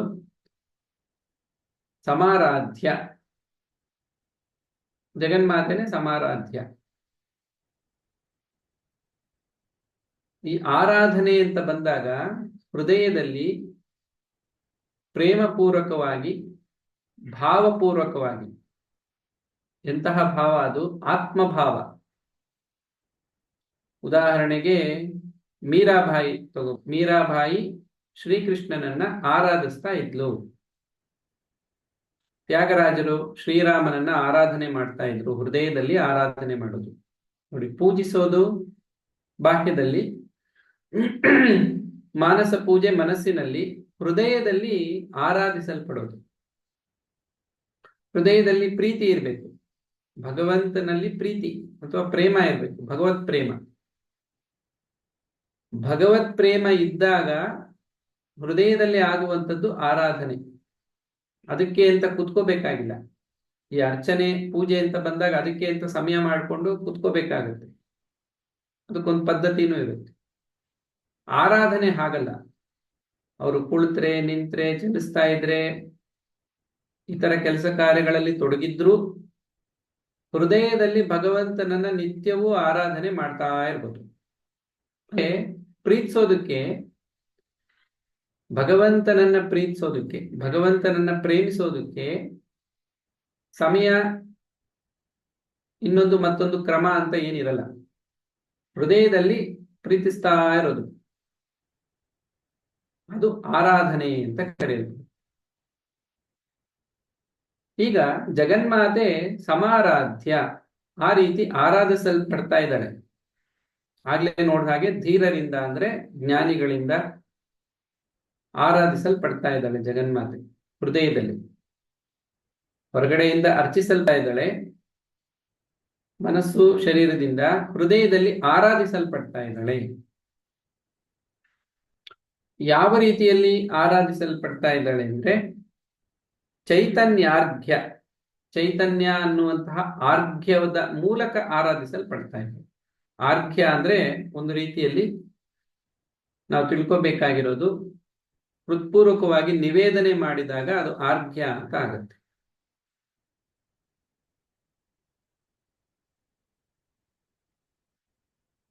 ಈ ಬಿಲ್ವ, ಗರಿಕೆ, ಗಂಧ ಇವನ್ನೆಲ್ಲ ಇದು ಮಂಗಳ ದ್ರವ್ಯಗಳು ಅಂತ, ಶುಭ ಸೂಚಕಗಳು, ಮಂಗಳ. ಅದನ್ನ ನಾವು ದೇವತೆಯ ಮುಂದೆ ಇಡ್ತೀವಿ, ದೇವತೆಯ ಪಾದಕ್ಕೆ ಅಥವಾ ದೇವತೆಗೆ ಕೈಗೆ ಕೊಟ್ಟ ಹಾಗೆ ಅದು ಅರ್ಥ. ಅದು ಆರ್ಘ್ಯ ಆಕ್ಚುಲಿ ಕೈಗೆ ಕೊಡುವಂಥದ್ದು ಅಂತ. ಕೊಟ್ಟು ನಮಸ್ಕರಿಸೋದು. ನಾವು ದೇವ್ರ ಮುಂದೆ ಇಡ್ತೀವಿ ತುಳಸಿ, ಬಿಲ್ವ, ಗಂಧ, ಈ ತರ ದಿವ್ಯವಾದ ಅಥವಾ ಮಧುರವಾದ ಅಥವಾ ಶುದ್ಧವಾದ ಮಂಗಳಕರವಾದದ್ದನ್ನ, ಆ ದ್ರವ್ಯಗಳನ್ನ ಕೈಗೆ ನೀಡಿ ನಮಸ್ಕರಿಸೋದಕ್ಕೆ ಆರ್ಘ್ಯ ಅಂತ ಕರೀತೀವಿ. ನೀರನ್ನು ಕೂಡ ಕೊಟ್ಟು ಆರ್ಘ್ಯವನ್ನ ಸಮರ್ಪಣೆ ಮಾಡ್ಬೋದು. ಈಗ ಸೂರ್ಯನಿಗೆ ಆರ್ಘ್ಯ ಅಂದಾಗ ಕೈಯಲ್ಲಿ ನೀರನ್ನು ಹಿಡಿದು ವೇದೋಕ್ತವಾದ ಮಂತ್ರಗಳು, ಅದಕ್ಕೆ ಅಂತ ಕೆಲವು ಮಂತ್ರಗಳಿರುತ್ತೆ, ಆ ಮಂತ್ರಗಳನ್ನು ಹೇಳಿ ಪುನಃ ಆ ನೀರನ್ನ ಆರ್ಘ್ಯ ರೂಪದಲ್ಲಿ ಸೂರ್ಯನಿಗೆ ಕೊಡ್ತಾರೆ. ಇದು ಹಲವಾರು ವಿಧಾನ ಇದೆ. ಆರ್ಘ್ಯ ಅಂದ್ರೆ ಒಂದೇ ರೀತಿ ಇರಲ್ಲ, ಅದು ವಿಧ ವಿಧವಾದ ರೀತಿಗಳಲ್ಲಿ ಆರ್ಘ್ಯವನ್ನ ನೀಡೋದುಂಟು.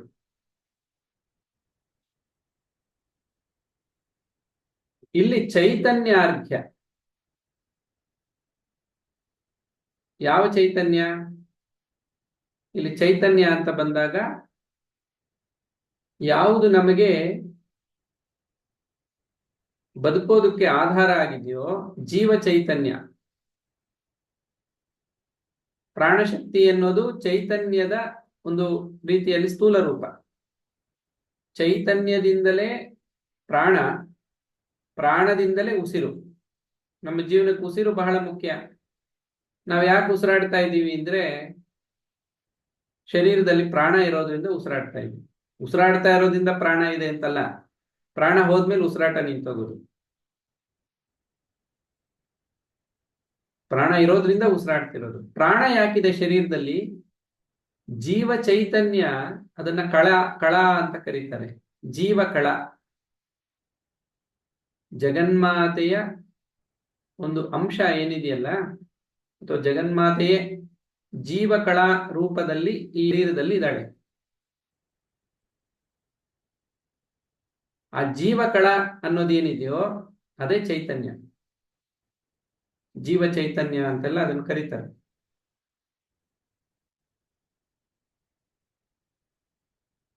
ಅದರ ಹಿನ್ನೆಲೆಯಲ್ಲಿ ನೋಡಿದ್ರೆ ಚೈತನ್ಯ ಅನ್ನೋದ್ರ ಹಿನ್ನೆಲೆಯಲ್ಲಿ ಮತ್ತೆ ಚಿತ್ ಶಕ್ತಿ ಬರುತ್ತೆ. ಅದೊಂದು ಶಕ್ತಿ, ಚಿತ್ ಶಕ್ತಿ. ಆ ಚಿತ್ ಶಕ್ತಿಯ ಚೈತನ್ಯವಾಗಿದೆ, ಚಟುವಟಿಕೆಯಲ್ಲಿ ತೊಡಗಿದೆ, ಅದು ಕ್ರಿಯಾತ್ಮಕವಾಗಿದೆ, ಅದಕ್ಕೆ ಚೈತನ್ಯ ಆಗಿದೆ. ಆ ಚೈತನ್ಯವೆಂಬ ಆರ್ಘ್ಯವನ್ನ ಜಗನ್ಮಾತೆಗೆ ನಾವು ಸಮರ್ಪಣೆ ಮಾಡಬೇಕು. ಅಂದ್ರೆ ಈ ಜೀವವನ್ನೇ ಜಗನ್ಮಾತೆಗೆ, ಈ ಜೀವ ಚೈತನ್ಯ ಏನಿದೆಯಲ್ಲ, ನಾನು ಅನ್ನೋ ಜೀವ, ಅದನ್ನೇ ಜಗನ್ಮಾತೆಗೆ ಸಮರ್ಪಣೆ ಮಾಡಬೇಕು ಆರ್ಘ್ಯ ರೂಪದಲ್ಲಿ. ಹೇಗೆ, ಯಾವಾಗ ಸಾಧ್ಯ ಆಗತ್ತೆ? ಈ ಜೀವ ಚೈತನ್ಯವನ್ನೇ ಜಗನ್ಮಾತೆಗೆ ಸಮರ್ಪಣೆ ಮಾಡಬೇಕು ಅಂದ್ರೆ ಈ ಜೀವ ಚೈತನ್ಯ ಶುದ್ಧ ಚೈತನ್ಯ ಆಗಿರ್ಬೇಕು. ಈಗೇನ, ಈಗಲೂ ಶುದ್ಧವಾಗೇ ಇದೆ, ಅದರ ಮೇಲೆ ಆರೋಪ ಆಗ್ಬಿಟ್ಟಿದೆ ಅಷ್ಟೇ. ಆರೋಪ ಆಗಿದ್ ಮಾತ್ರಕ್ಕೆ ಅದೇನು ಅಶುದ್ಧಿ ಆಗೋದಿಲ್ಲ ಚೈತನ್ಯ. ಮನಸ್ಸಿನ ಆರೋಪಗಳು, ಮನಸ್ಸು ಆ ಶುದ್ಧ ಚೈತನ್ಯದ ಮೇಲೆ ವಿಧ ವಿಧವಾದ ಬೆಳಕು ಅಥವಾ ನೆರಳು, ಕಪ್ಪು ನೆರಳು, ಇನ್ಯಾವುದೋ ಒಂದು ಕೆಂಪು ನೆರಳು, ಆ ತರ ಎಲ್ಲ ಗುಣಗಳು ಅಂತ ಕರೀತಾರೆ ಅದನ್ನ. ಯಾವುದೋ ಒಂದು ರೀತಿಯಲ್ಲಿ ಅದ್ರ ಮೇಲೆ ಆರೋಪ ಆಗ್ಬಿಟ್ಟಿದೆ ಶುದ್ಧ ಚೈತನ್ಯದ ಮೇಲೆ. ಅಶುದ್ಧ ಚೈತನ್ಯ ಏನು ಅಂದ್ರೆ ನಾನು ಅಂತ. ಮುಂದಿನ ನಾಮ ಒಂದಿದೆ, ಚೈತನ್ಯ ಕುಸುಮ ಪ್ರಿಯ ಅಂತ. ಈ ಎರಡು ನಾಮಗಳನ್ನ ನಾವು ಜೊತೆ ಜೊತೆಗೆ ಗಮನಿಸ್ಬೇಕು. ಯಾಕಂದ್ರೆ ಎರಡು ನಾಮಗಳ ಭಾವಾರ್ಥ ಒಂದೇ ರೀತಿ ಇದೆ. ನಾನು ಅಂತ ಏನಿದೆಯಲ್ಲ ಅದು ಶುದ್ಧ ಚೈತನ್ಯ. ಈ ಶುದ್ಧ ಚೈತನ್ಯದ ಮೇಲೆ ನಾನು ಇಂಥ ವ್ಯಕ್ತಿ, ಅದು ಅಶುದ್ಧಿ ಆಯಿತು. ಯಾಕೆಂದ್ರೆ ಗುಣಗಳನ್ನ ಆರೋಪ ಮಾಡ್ಕೊಂಡಂಗಾಯ್ತು. ನಾನೀಗ ಉತ್ತಮ ವ್ಯಕ್ತಿ ಅಥವಾ ನಾನು ಸಾಮಾನ್ಯ. ಕೆಲವ್ರು ಹೇಳ್ಕೊತಾ ಇರ್ತಾರೆ, ಅಯ್ಯೋ ನನ್ನಿಂದ ಏನಾಗತ್ತೆ, ನಾನ್ ಮಾಡಬಾರ್ದು ಮಾಡ್ಬಿಟ್ಟೆ, ನನ್ನಲ್ಲಿ ದೋಷ ಇದೆ. ಹೀಗೆ ಹೇಳ್ಕೊಳ್ಳೋದೇ ಒಂದು ಅಪರಾಧ ಅಂತ ಸ್ವಾಮಿ ವಿವೇಕಾನಂದ ಹೇಳ್ತಾರೆ. ನನ್ನಲ್ಲಿ ದೋಷ ಇದೆ ಅಂದ್ಕೊಂಡಿರೋದೇ ದೊಡ್ಡ ಅಪರಾಧ. ವೇದಾಂತದ ದೃಷ್ಟಿಯಿಂದ ಹೇಳ್ತಾ ಇರೋದು, ಸಾಮಾನ್ಯ ದೃಷ್ಟಿಯಿಂದಲ್ಲ. ಸಾಮಾನ್ಯ ದೃಷ್ಟಿಯಿಂದ ನಮ್ಮನ್ನ ನಾವು ತಿದ್ಕೋಬೇಕು, ಸರಿಪಡಿಸ್ಕೋಬೇಕು ಒಂದಿದೆ. ಆದ್ರೆ ವೇದಾಂತ ಏನಿದೆಯೋ ಅದು ಧೈರ್ಯವಂತರಿಗೆ. ವೇದಾಂತ ಇರೋದು ಯಾರಿಗೆ ಸತ್ಯವನ್ನ ದರ್ಶನ ಮಾಡಬೇಕು, ಸತ್ಯವನ್ನ ಅರ್ಥಕೋಬೇಕು ಅಂತ ಇದೆಯೋ ಅಂತಹ ಧೀರರಿಗೆ ವೇದಾಂತ. ಆ ವೇದಾಂತವನ್ನ ನಾವು ಗಮನದಲ್ಲಿ ಇಟ್ಕೊಂಡು ಗಮನಿಸಿದಾಗ ಶುದ್ಧ ಚೈತನ್ಯ ಅಂದ್ರೆ ನಾನು ಅನ್ನೋದು ಯಾವಾಗಲೂ ಕೂಡ ಶುದ್ಧವೇ. ಅದು ನಿತ್ಯ ಶುದ್ಧ, ನಿತ್ಯ ಬುದ್ಧ, ನಿತ್ಯ ಮುಕ್ತ ಸ್ವರೂಪ. ಅದನ್ನು ಯಾರು ಬಂಧಿಸೋದಕ್ಕೂ ಸಾಧ್ಯ ಇಲ್ಲ, ಅಶುದ್ಧಿ ಮಾಡೋಕ್ಕೂ ಆಗೋದಿಲ್ಲ. ಆರೋಪಗಳನ್ನೆಲ್ಲ ನಿರಾಕರಿಸಬೇಕು. ಈಗ ಬಹಳ ಒಂದು ದೊಡ್ಡ ಆರೋಪ ಅಂದ್ರೆ ನಮ್ಮ ಮೇಲೆ ನಾವು ಮಾಡ್ಕೊಂಡಿರೋದು, ಶರೀರವನ್ನ ಗಮನದಲ್ಲಿಟ್ಟು ನಾನೊಂದು ಹೆಣ್ಣು, ನಾನು ಗಂಡು ಅಂತೆಲ್ಲ ಭಾವಿಸ್ತಾರೆ. ಪ್ರಾಣಿ ಪಕ್ಷಿಗಳು ಏನ್ ಭಾವಿಸ್ತಾ ಇದೆಯೋ ಅದು ಬೇಕಾಗಿಲ್ಲ ನಮ್ಗೆ, ಅದಕ್ಕೂ ಇದೆ. ಈಗ ಮನುಷ್ಯರ ವಿಚಾರ ತಗೊಂಡಾಗ ನಾನು ಸ್ತ್ರೀ ಅಥವಾ ನಾನು ಪುರುಷ ಅಂತ ಭಾವಿಸ್ತಾ ಇರೋದೇನೆ ಅರ್ಧ ಭಾವನೆ. ಅದು ಶುದ್ಧವಾದ್ದಲ್ಲ, ಅದು ಆರೋಪನೆ. ನಮ್ಮ ಮೇಲೆ ನಾವೇ ಆರೋಪ ಹಾಕೊಂಡಿರೋದು. ಯಾವುದೋ ಕಪ್ಪು ಕಂಬಳಿನ ನಮ್ಮ ಮೇಲೆ ನಾವು ಹಾಕೊಂಡ್ಬಿಟ್ರೆ ಏನು ಕಾಣೋದಿಲ್ಲ, ಕತ್ಲೆ. ಅಂತ ಅಂಧಕಾರದಲ್ಲಿ ಜೀವಿಸ್ತಾ ಇರೋರು ಅಶುದ್ಧ ಭಾವದಲ್ಲಿ ಇದ್ದಾರೆ ಅಂತ, ಅಶುದ್ಧವಾದ ಭಾವದಲ್ಲಿ ಇದ್ದಾರೆ. ಈಗ ಕತ್ಲಿದ್ದಾಗ ಭ್ರಮೆ ಹುಟ್ಕೊಳ್ಳುತ್ತೆ, ಬೆಳಕಿನಲ್ಲಿ ಎಲ್ಲ ಸ್ಪಷ್ಟವಾಗಿ ಕಾಣೋದ್ರಿಂದ ಭ್ರಮೆ ಇಲ್ಲ. ಆ ಭ್ರಮೆಯನ್ನೇ ಇಲ್ಲಿ ಅಶುದ್ಧಿ ಅಂತ ಕರೆದಿರೋದು. ಅಶುದ್ಧಿ ಅಂದ್ರೆ ಇನ್ಯಾವುದೋ ಒಂದು ರೀತಿ ಅಲ್ಲ, ಅದು ಭಾವ ಶುದ್ಧಿ ಇಲ್ಲದೆ ಇರೋದು ಅಶುದ್ಧಿ. ಆ ಭಾವ ಶುದ್ಧಿ ಆದಾಗ ನಾನು ನಾನೇ, ನಾನು ಗಂಡು ಅಲ್ಲ, ಹೆಣ್ಣು ಅಲ್ಲ, ನಾನು ಮನುಷ್ಯನೂ ಅಲ್ಲ, ಇನ್ಯಾವುದೋ ಜೀವಿನೂ ಅಲ್ಲ, ನಾನು ಮಾಡ್ತಾನೋ ಇಲ್ಲ, ನನಗೇನು ಬೇಕಾಗೂ ಇಲ್ಲ. ಬೇಕಾಗಿರೋದ್ರೆ ಅಪೇಕ್ಷೆ. ನಿರಪೇಕ್ಷ ಅಂದ್ರೆ ಶುದ್ಧ, ಅಪೇಕ್ಷೆ ಅಂದ್ರೆ ಅದು ಅಶುದ್ಧಿ. ನನಗೊಂದು ಆಕಾರ ಇದೆ ಎಂದಾಗ ನಾವು ಅಲ್ಲಿಗೆ ಪರಿಮಿತಿ ಆಗ್ಬಿಡ್ತೀವಿ, ಆವಾಯ್ತದು ಅಶುದ್ಧಿ ಆಯ್ತು. ಯಾವುದು ನಮ್ಮನ್ನ ಬಂಧಿಸುತ್ತೋ ಅವೆಲ್ಲ ಅಶುದ್ಧವಾದ ಭಾವನೆಗಳೇ. ಅಶುದ್ಧವಾದ ಭಾವನೆಗಳೇ ಬಂಧನ. ಹೀಗಾಗಿ ಇಲ್ಲಿ ಚೈತನ್ಯ ಅಂತ ಬಂದಾಗ ಶುದ್ಧ ಚೈತನ್ಯ ಅಂತ ನಾವು ತಗೋಬೇಕಾಗುತ್ತೆ. ಜೀವ ಚೈತನ್ಯ ಅದು ಅದು ಯಾವ ಆರೋಪ ಇಲ್ಲದೆ ಇರುವಂಥದ್ದು ಚೈತನ್ಯ ಅಂತ. ಜೀವದ ಮೇಲೆ ಆರೋಪಗಳಿದೆ, ಅದು ಯಾರೋ ಆರೋಪಿಸಿದ್ದು ನಾವೇ ಆರೋಪ ಮಾಡ್ಕೊಂಡಿರೋದೋ ಒಟ್ನಲ್ಲಿ ಆಗ್ಬಿಟ್ಟಿದೆ. ವಾಸ್ತವವಾಗಿ ಅದು ನಾವೇ ಆರೋಪ ಮಾಡ್ಕೊಂಡಿರೋದು. ನಾನು ಹಾಗೆ, ನಾನು ಇದು ಅದು ಇಷ್ಟು ಸಾಲದು ಅಂತ ತನ್ನ ಮೇಲೆ ಆರೋಪ ಮಾಡ್ಕೊಂಡಿರೋದು ಸಾಲದು ಅಂತ ನನ್ನದು ಅನ್ನೋದೊಂದು ದೊಡ್ಡ ಸಮಸ್ಯೆ ಇದೆ. ಅದನ್ನ ಬಾಧೆ ಅಂತ ಕರಿಬೇಕು. ನನ್ನದು, ನನ್ನ ಶರೀರ, ನನ್ನ ಜೀವನ, ನನ್ನ ಒಂದು ಪರಿಸ್ಥಿತಿ, ಮನಸ್ಥಿತಿ, ಸಾಲು ನನ್ನ ವಸ್ತುಗಳು, ಇವೆಲ್ಲ ಅಶುದ್ಧವಾದ ಭಾವನೆಗಳೇ. ಒಂದ ಎರಡ ಎಲ್ಲ ಬಂದು ಅಶುದ್ಧ ಚೈತನ್ಯದ ಮೇಲೆ ಒಂದು ರೀತಿ ಹಲವಾರು ಆರೋಪಗಳು ಹಾಕಿ ಅದೊಂದು ರೀತಿ ಬಾಧಿತವಾದಂತೆ ತೋರ್ತಾ ಇದೆ. ಜ್ಞಾನಿಗಳು, ಅದಕ್ಕೆ ಧೀರ ಸಮರ್ಚಿತ ಅಂತ ಮೊದಲೇ ಬಂದಿತ್ತು. ಆ ಧೀರರು ಏನ್ ಮಾಡ್ತಾರೆ, ಇದನ್ನೆಲ್ಲ ಧೈರ್ಯವಾಗಿ ಕಿತ್ತು ಒಗಿತಾರೆ. ಒಗೆಯೋದು ಅಂದ್ರೆ ಬಿಸಾಕ್ತಾರೆ.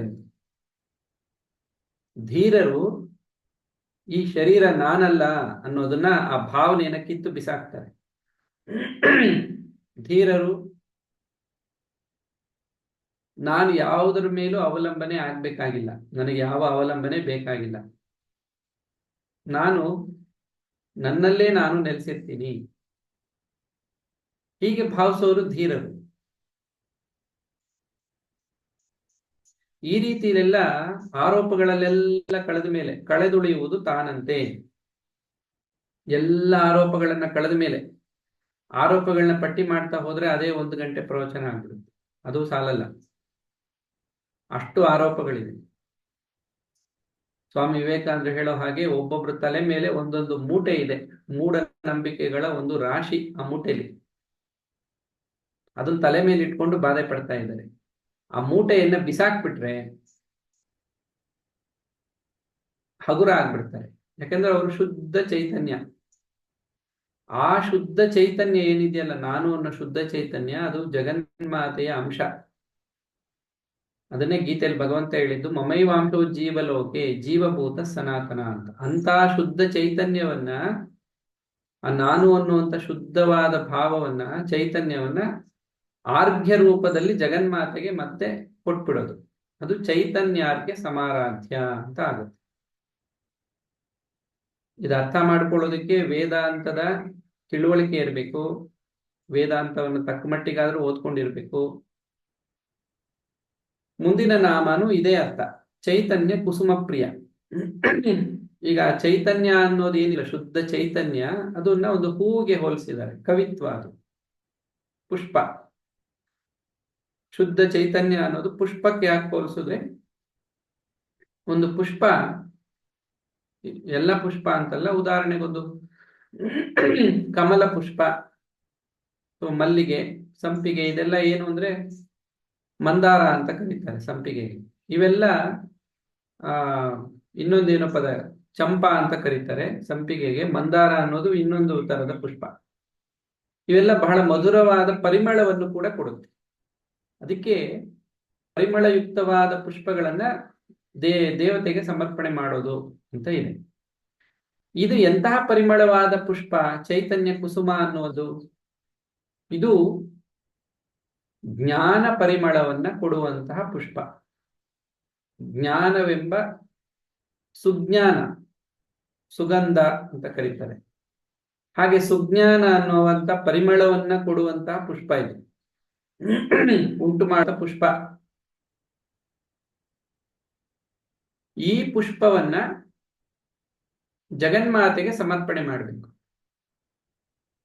ಅದರಿಂದ ಜಗನ್ಮಾತೆ ಪ್ರಿಯಳಾಗ್ತಾಳೆ, ಪ್ರೀತ್ಯರ್ಥಳಾಗ್ತಾಳೆ, ಸುಪ್ರೀತಳಾಗ್ತಾಳೆ. ಅದು ಜಗನ್ಮಾತೆಗೆ ಪ್ರಿಯವಾದ್ದು. ಅದು ಚೈತನ್ಯ ಕುಸುಮ. ಅಂತಹ ಜ್ಞಾನ ಪರಿಮಳ ಬರಬೇಕಾದ್ರೆ ಅಜ್ಞಾನ ಅನ್ನುವಂಥ ದುರ್ಗಂಧ ಹೊಟ್ಟೋಗ್ಬೇಕು. ಆಗ್ಲೇ ಹೇಳಿದ ಹಾಗೆ ತನ್ನ ಮೇಲೆ ತಾನು ಆರೋಪ ಮಾಡಿಕೊಂಡಿರೋದೇ ಅಜ್ಞಾನದ ದುರ್ಗಂಧ. ಆ ದುರ್ಗಂಧ ಎಲ್ಲ ಹೊಟ್ಟೋದಾಗ ಸುಗಂಧ ಅನ್ನುವಂಥದ್ದು ಅಲ್ಲಿ ಪ್ರಕಟ ಆಗುತ್ತೆ. ಅಲ್ಲಿದೆ, ಇದಿರೋದ್ರಿಂದ ಅದು ಕಾಣ್ತಾ ಇಲ್ಲ, ಅದರ ಅನುಭವ ಆಗ್ತಾ ಇಲ್ಲ. ಹೀಗಾಗಿ ಸಾಧನೆ, ಆಧ್ಯಾತ್ಮಿಕ ಸಾಧನೆ ಅಂದ್ರೆ ಏನೋ ಗಳಿಸೋದಲ್ಲ, ಏನೋ ಪಡ್ಕೊಳ್ಳೋದಲ್ಲ, ಬೇಡವಾದದ್ದನ್ನೆಲ್ಲ ಬಿಡೋದು, ತ್ಯಜಿಸ್ಬಿಡೋದು. ಆ ಬೇಡವಾದದ್ದೆಲ್ಲ ಏನು ಆರೋಪ ಆಗಿದೆಯೋ, ಆರೋಪ ಆಗಿರೋದನ್ನೆಲ್ಲ ಕಳೆದು ಬಿಟ್ರೆ ಅದೇ ಶುದ್ಧಿ. ವಾಸ್ತವವಾಗಿ ಏನಿದೆಯೋ ಅದು ಶುದ್ಧವಾಗೇ ಇದೆ, ಆನಂದವಾಗಿದೆ. ಅಲ್ಲಿ ಜ್ಞಾನನೂ ಇದೆ, ಮಧುರವಾಗೂ ಇದೆ, ಪ್ರೇಮ ರಸದಿಂದ ಕೂಡಿದೆ, ಅದೇ ಭಕ್ತಿ ರಸ. ಅಂತಹ ಚೈತನ್ಯ ಕುಸುಮವನ್ನ, ನಾನು ಅನ್ನುವಂತಹ ಶುದ್ಧ ಜೀವ ಚೈತನ್ಯ, ಜೀವಕಳ, ಆ ಜೀವಕಳೆಯನ್ನೇ ಜಗನ್ಮಾತೆಗೆ ಅರ್ಪಿಸ್ಬಿಡ್ಬೇಕು. ನಮ್ಮಲ್ಲೇನು ಜೀವಕಳ ಇದೆಯೋ ಅದು ಜಗನ್ಮಾತೆದು. ಈಗ ಒಬ್ಬ ಜೀವಂತ ವ್ಯಕ್ತಿಯನ್ನ ನೋಡಿದಾಗ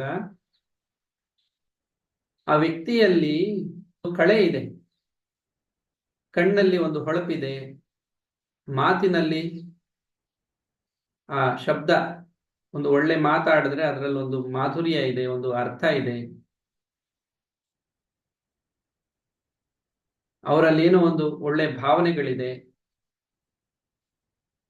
ಜೀವಕಳ ಶರೀರದಿಂದ ಹೋದ ಮೇಲೆ ಅದು ಬರೀ ಹೆಣ ಅಂತ ಕರೀತಾರೆ. ಅದಕ್ಕೆ ಹೆಣ ಮುಟ್ಟಿದ್ರೆ ಸ್ನಾನ ಮಾಡಿ ಅಂತ. ಬದುಕಿರೋರ್ನ ಮುಟ್ಟಿದ್ರೆ ಸ್ನಾನ ಮಾಡಿ ಅಂತೇನು ಹೇಳಿಲ್ಲ. ಯಾಕೆ? ಬದುಕಿದ್ದಾರೆ ಅಂದ್ರೆ ಅಲ್ಲಿ ಜೀವ ಇದೆ, ಜೀವಕಳ ಇದೆ, ಅದೇ ಚೈತನ್ಯ. ಜಗನ್ಮಾತೆ ಅಥವಾ ಪರಮಾತ್ಮ ಈ ಶರೀರದಲ್ಲಿದ್ದಾಗ ಇದು ಶುದ್ಧವಾಗಿದೆ. ಈ ಶರೀರ ನೋಡಿ ಅದಕ್ಕೆ ಹಾಳಾಗಲ್ಲ. ಪರಮಾತ್ಮನ ಜೀವಕಳೆ ಶರೀರದಲ್ಲಿ ಇರೋದ್ರಿಂದ ಶರೀರ ಹಾಳಾಗಲ್ಲ, ಚೆನ್ನಾಗೇ ಇರುತ್ತೆ. ಆದ್ರೆ ಯಾವಾಗ ಜೀವಕಳೆ ಹೊಟ್ಟೋಗುತ್ತೋ ಶರೀರ ಬಿಟ್ಟು, ಶರೀರ ಅನ್ನೋದು ಕ್ಷೀಣಿಸಿ ಅದು ಹಾಳಾಗಿ ನಾಶವಾಗಿಬಿಡುತ್ತೆ. ಅಂದರೆ ಈ ಶರೀರದಲ್ಲಿರೋ ಜೀವಕಳೆ ಇದೆಯಲ್ಲ, ಇದು ಜಗನ್ಮಾತೆಯ ಅಂಶ. ಈಗ ನಾವು ಜಗನ್ಮಾತೆಗಿಂತ ಪ್ರತ್ಯೇಕ ಅಂತ ಹೇಗೆ ಹೇಳಕ್ ಸಾಧ್ಯ? ಆಕೆನೆ ಈ ಶರೀರದಲ್ಲಿದ್ದು ಜೀವರೂಪದಲ್ಲಿ ಅಭಿವ್ಯಕ್ತವಾಗ್ತಾ ಇರೋದು, ಆಕೆನೆ ಮಾತಾಡ್ತಾ ಇರೋದು, ಆಕೆನೆ ಕಣ್ಣಿಂದ ನೋಡ್ತಾ ಇರೋದು, ಕಿವಿಯಿಂದ ಕೇಳಿಸ್ಕೊಳ್ಳೋದು, ಉತ್ತರ ಕೊಡೋದು, ಮಾಡೋದು ಎಲ್ಲ ಜಗನ್ಮಾತೆನೆ. ಸರ್ವರೂಪಿಣಿ, ಸರ್ವಶಕ್ತಿಮಯಿ. ಇನ್ನು ಆಕೆ ಜಗನ್ಮಾತೆ ಬಿಟ್ಟು ಅಂದ್ರೆ ವಿಷ್ಣು ಮಾಯೆ, ಭಗವಂತನ ಶಕ್ತಿ ಬಿಟ್ಟು ಇನ್ನೇನಿಲ್ಲ ಈ ಜಗತ್ತಲ್ಲಿ.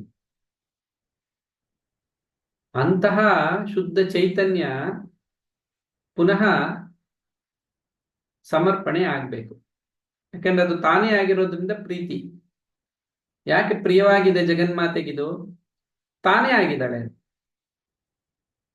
ಈಗ ನಮ್ಮನ್ನ ನಾವು ನೋಡಿದಾಗ ನಮ್ಮನ್ನ ನಾವು ಇಷ್ಟಪಡ್ತೀವಲ್ಲ, ನಮಗೆ ನಾವು ಯಾವಾಗ್ಲೂ ಪ್ರಿಯರೇ.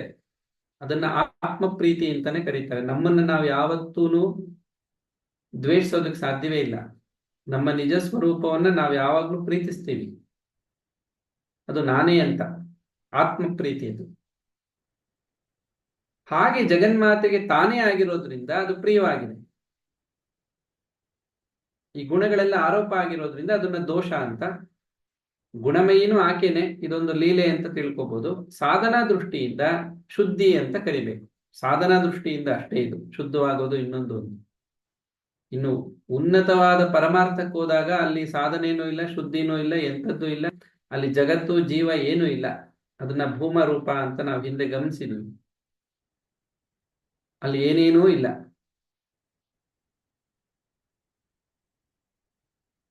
ಆ ಸ್ಥಿತಿ ಬೇರೆ. ಸಾಧನಾ ದೃಷ್ಟಿಯಿಂದ ನೋಡಿದಾಗ ಶುದ್ಧವಾದ ಚೈತನ್ಯ, ಅದು ಜೀವಕಳೆ, ಜಗನ್ಮಾತೆಯ ಜೀವಕಳೆ.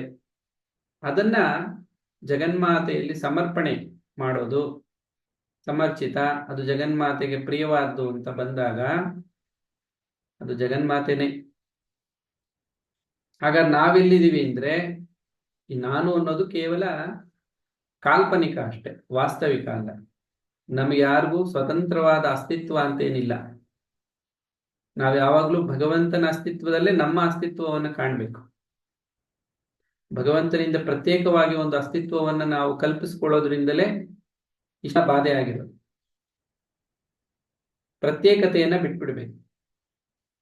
ಭಗವಂತನಲ್ಲಿ ಒಂದಾಗಿದ್ದೀವಿ ಅನ್ನೋದನ್ನೇ ನಾವು ಅರ್ಥ ಮಾಡ್ಕೊಳ್ಳೋದು, ಅಭ್ಯಾಸ ಮಾಡೋದು ಆದಾಗ ನಮಗೆ ಈ ಶುದ್ಧ ಚೈತನ್ಯದ ಅನುಭವ ಆಗುತ್ತೆ, ನಮ್ಮ ಸ್ವರೂಪದ ಅನುಭವ ಆಗಿ ಇದೆಲ್ಲ ಸಾಧನೆಯ ವಿಚಾರಗಳು.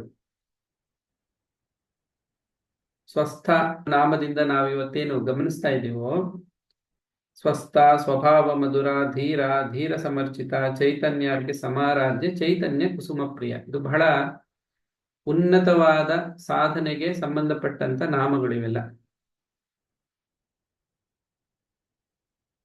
ಮುಂದಿನ ನಾಮಗಳೇನಿದೆಯೋ ಅದು ಪರಬ್ರಹ್ಮ ಸ್ವರೂಪವನ್ನು ಪುನಃ ತಿಳಿಸ್ತಾ ಇರುವಂತದ್ದು. ಸದೋದಿತ, ಸದಾ ಉದಿತ ಅಂದ್ರೆ ಯಾವಾಗಲೂ ಕೂಡ ಇರ್ತಾಳೆ. ಈ ಸೂರ್ಯ, ನಾವು ಕಾಣುವಂತ ಸೂರ್ಯನ ಹಾಗೆ ಸೂರ್ಯನು ಸದೋದಿತಾನೆ.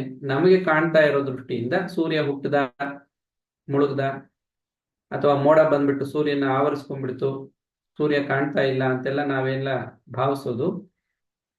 ಇಲ್ಲಿ ಆತರ ಇಲ್ಲ, ಸದಾ ಬೆಳಗ್ತಾ ಇರೋದು. ಅಲ್ಲಿ ಯಾವ ಮೋಡ ಇಲ್ಲ, ಚಲನೆ ಇಲ್ಲ, ಹುಟ್ಟೋದು ಬದಲಾಗೋದು, ಹುಟ್ಟೋದು ಮುಳುಗೋದು ಏನೂ ಇಲ್ಲ. ಅಲ್ಲಿ ಯಾವಾಗ್ಲೂ ಒಂದೇ ರೀತಿಯಲ್ಲಿ ಬೆಳಗ್ತಾ ಇರೋದು.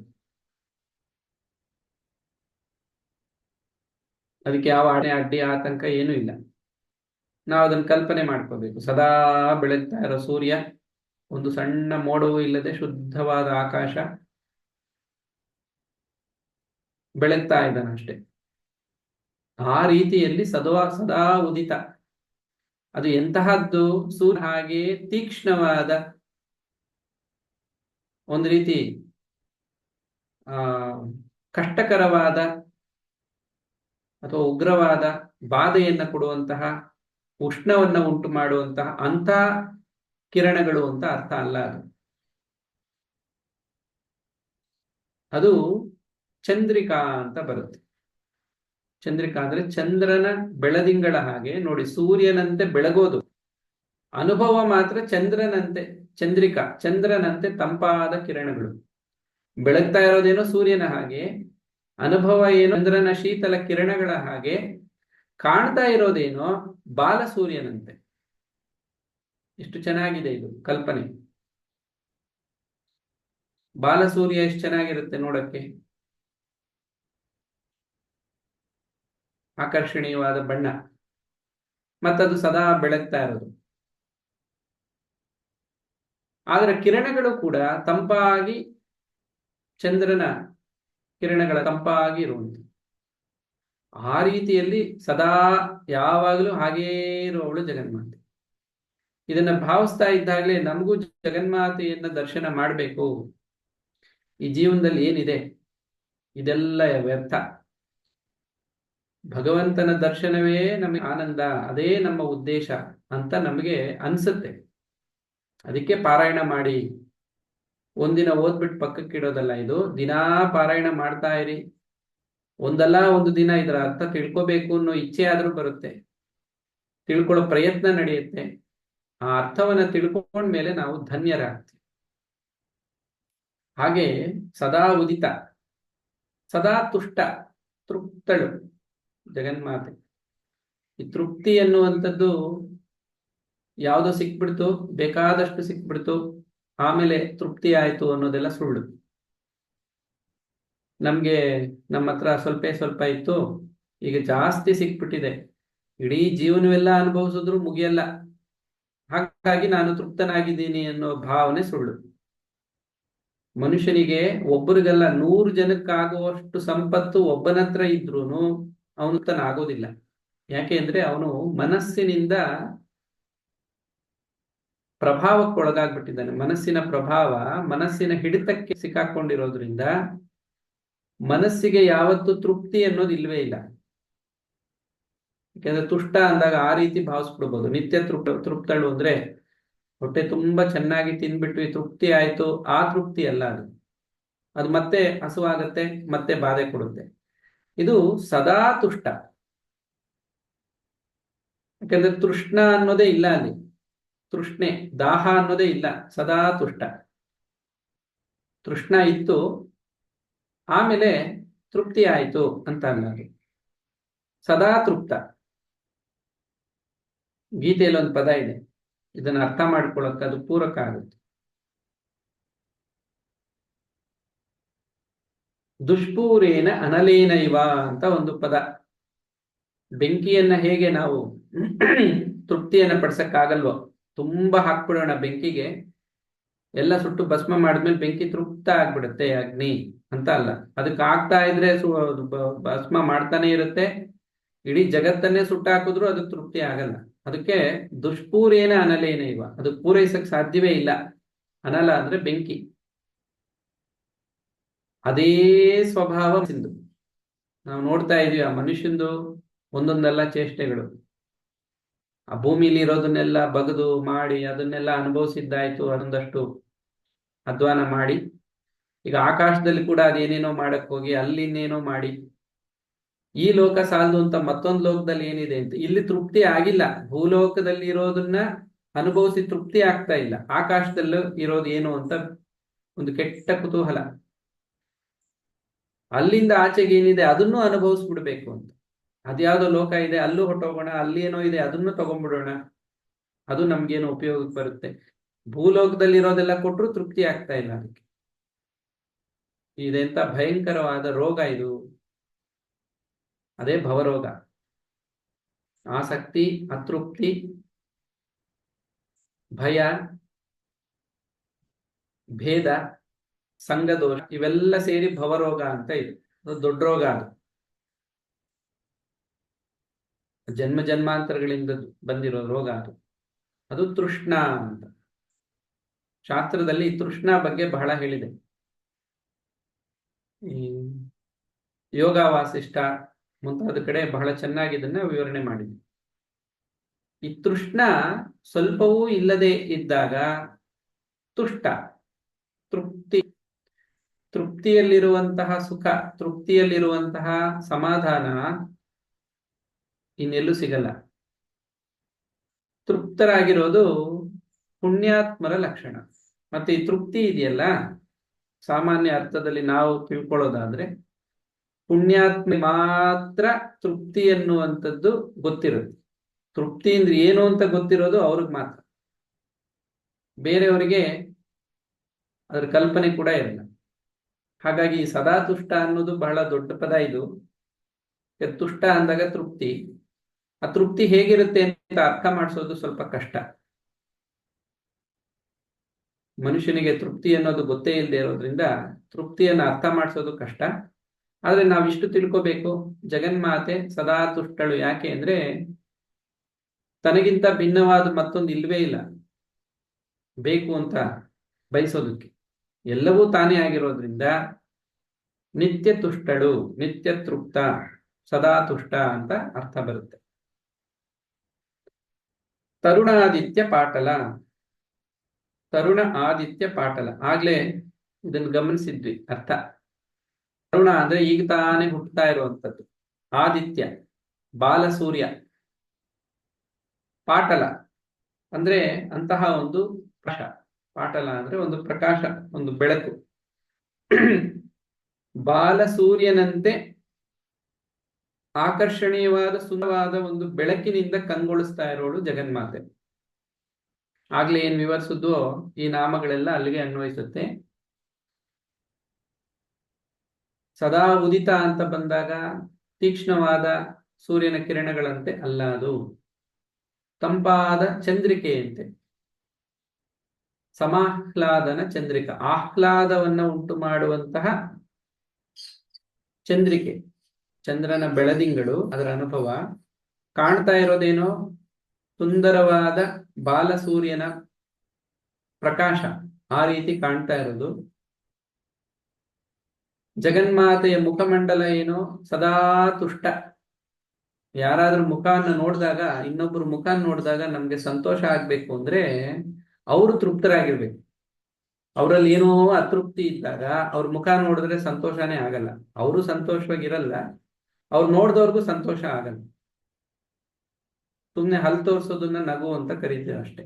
ಅದು ಸಂತೋಷನೂ ಅಲ್ಲ, ಏನೂ ಅಲ್ಲ. ಸದಾ ತುಷ್ಟ. ಜಗನ್ಮಾತೆ ಹೇಗಿರುತ್ತೆ ಅಂದ್ರೆ ನಿತ್ಯ ತೃಪ್ತ, ನಿತ್ಯ ತುಷ್ಟ,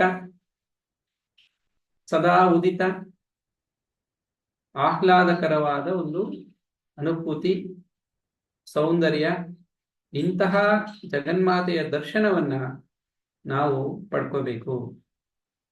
ಇದೇ ನಮ್ಮ ಜೀವನದ ಉದ್ದೇಶ ಅಂತ ಶ್ರೀರಾಮಕೃಷ್ಣ ಪರಮಹಂಸರು ಹೇಳಿದರು. ಭಗವಂತನನ್ನ ಒಮ್ಮೆ ನೋಡಬೇಕು. ಒಮ್ಮೆ ನೋಡಿದ್ರೆ, ಒಮ್ಮೆ ದರ್ಶನ ಆದ್ರೆ, ಇಂತಹ ದರ್ಶನ ನಮ್ಮ ಜನ್ಮ ಸಾರ್ಥಕ ಆಯಿತು. ಹೀಗಾಗಿ ಈ ಲಲಿತಾ ಸಹಸ್ರನಾಮದ ನಾಮಗಳೇನಿದೆಯೋ ಬಹಳ ಅದ್ಭುತವಾದ್ದು. ಇಂತಹ ನಾಮಗಳ ಅರ್ಥವನ್ನು ನಾವು ಆಗಾಗ ಪಾರಾಯಣ ಮಾಡ್ತಾ ಮಾಡ್ತಾ ಭಾವಿಸ್ತಾ ನಮ್ಮ ಆಧ್ಯಾತ್ಮಿಕ ಸಾಧನೆಗೆ ಇದನ್ನು ಉಪಯೋಗಿಸ್ಕೋಬೇಕು. ಮುಂದಿನ ನಾಮಗಳ ಅರ್ಥವನ್ನು ಮುಂದಿನ ಪ್ರವಚನದಲ್ಲಿ ಮುಂದುವರಿಸೋಣ. ಹರಿ ಓಂ ತತ್ಸತ್. ಶ್ರೀರಾಮಕೃಷ್ಣ ಅರ್ಪಣೆ.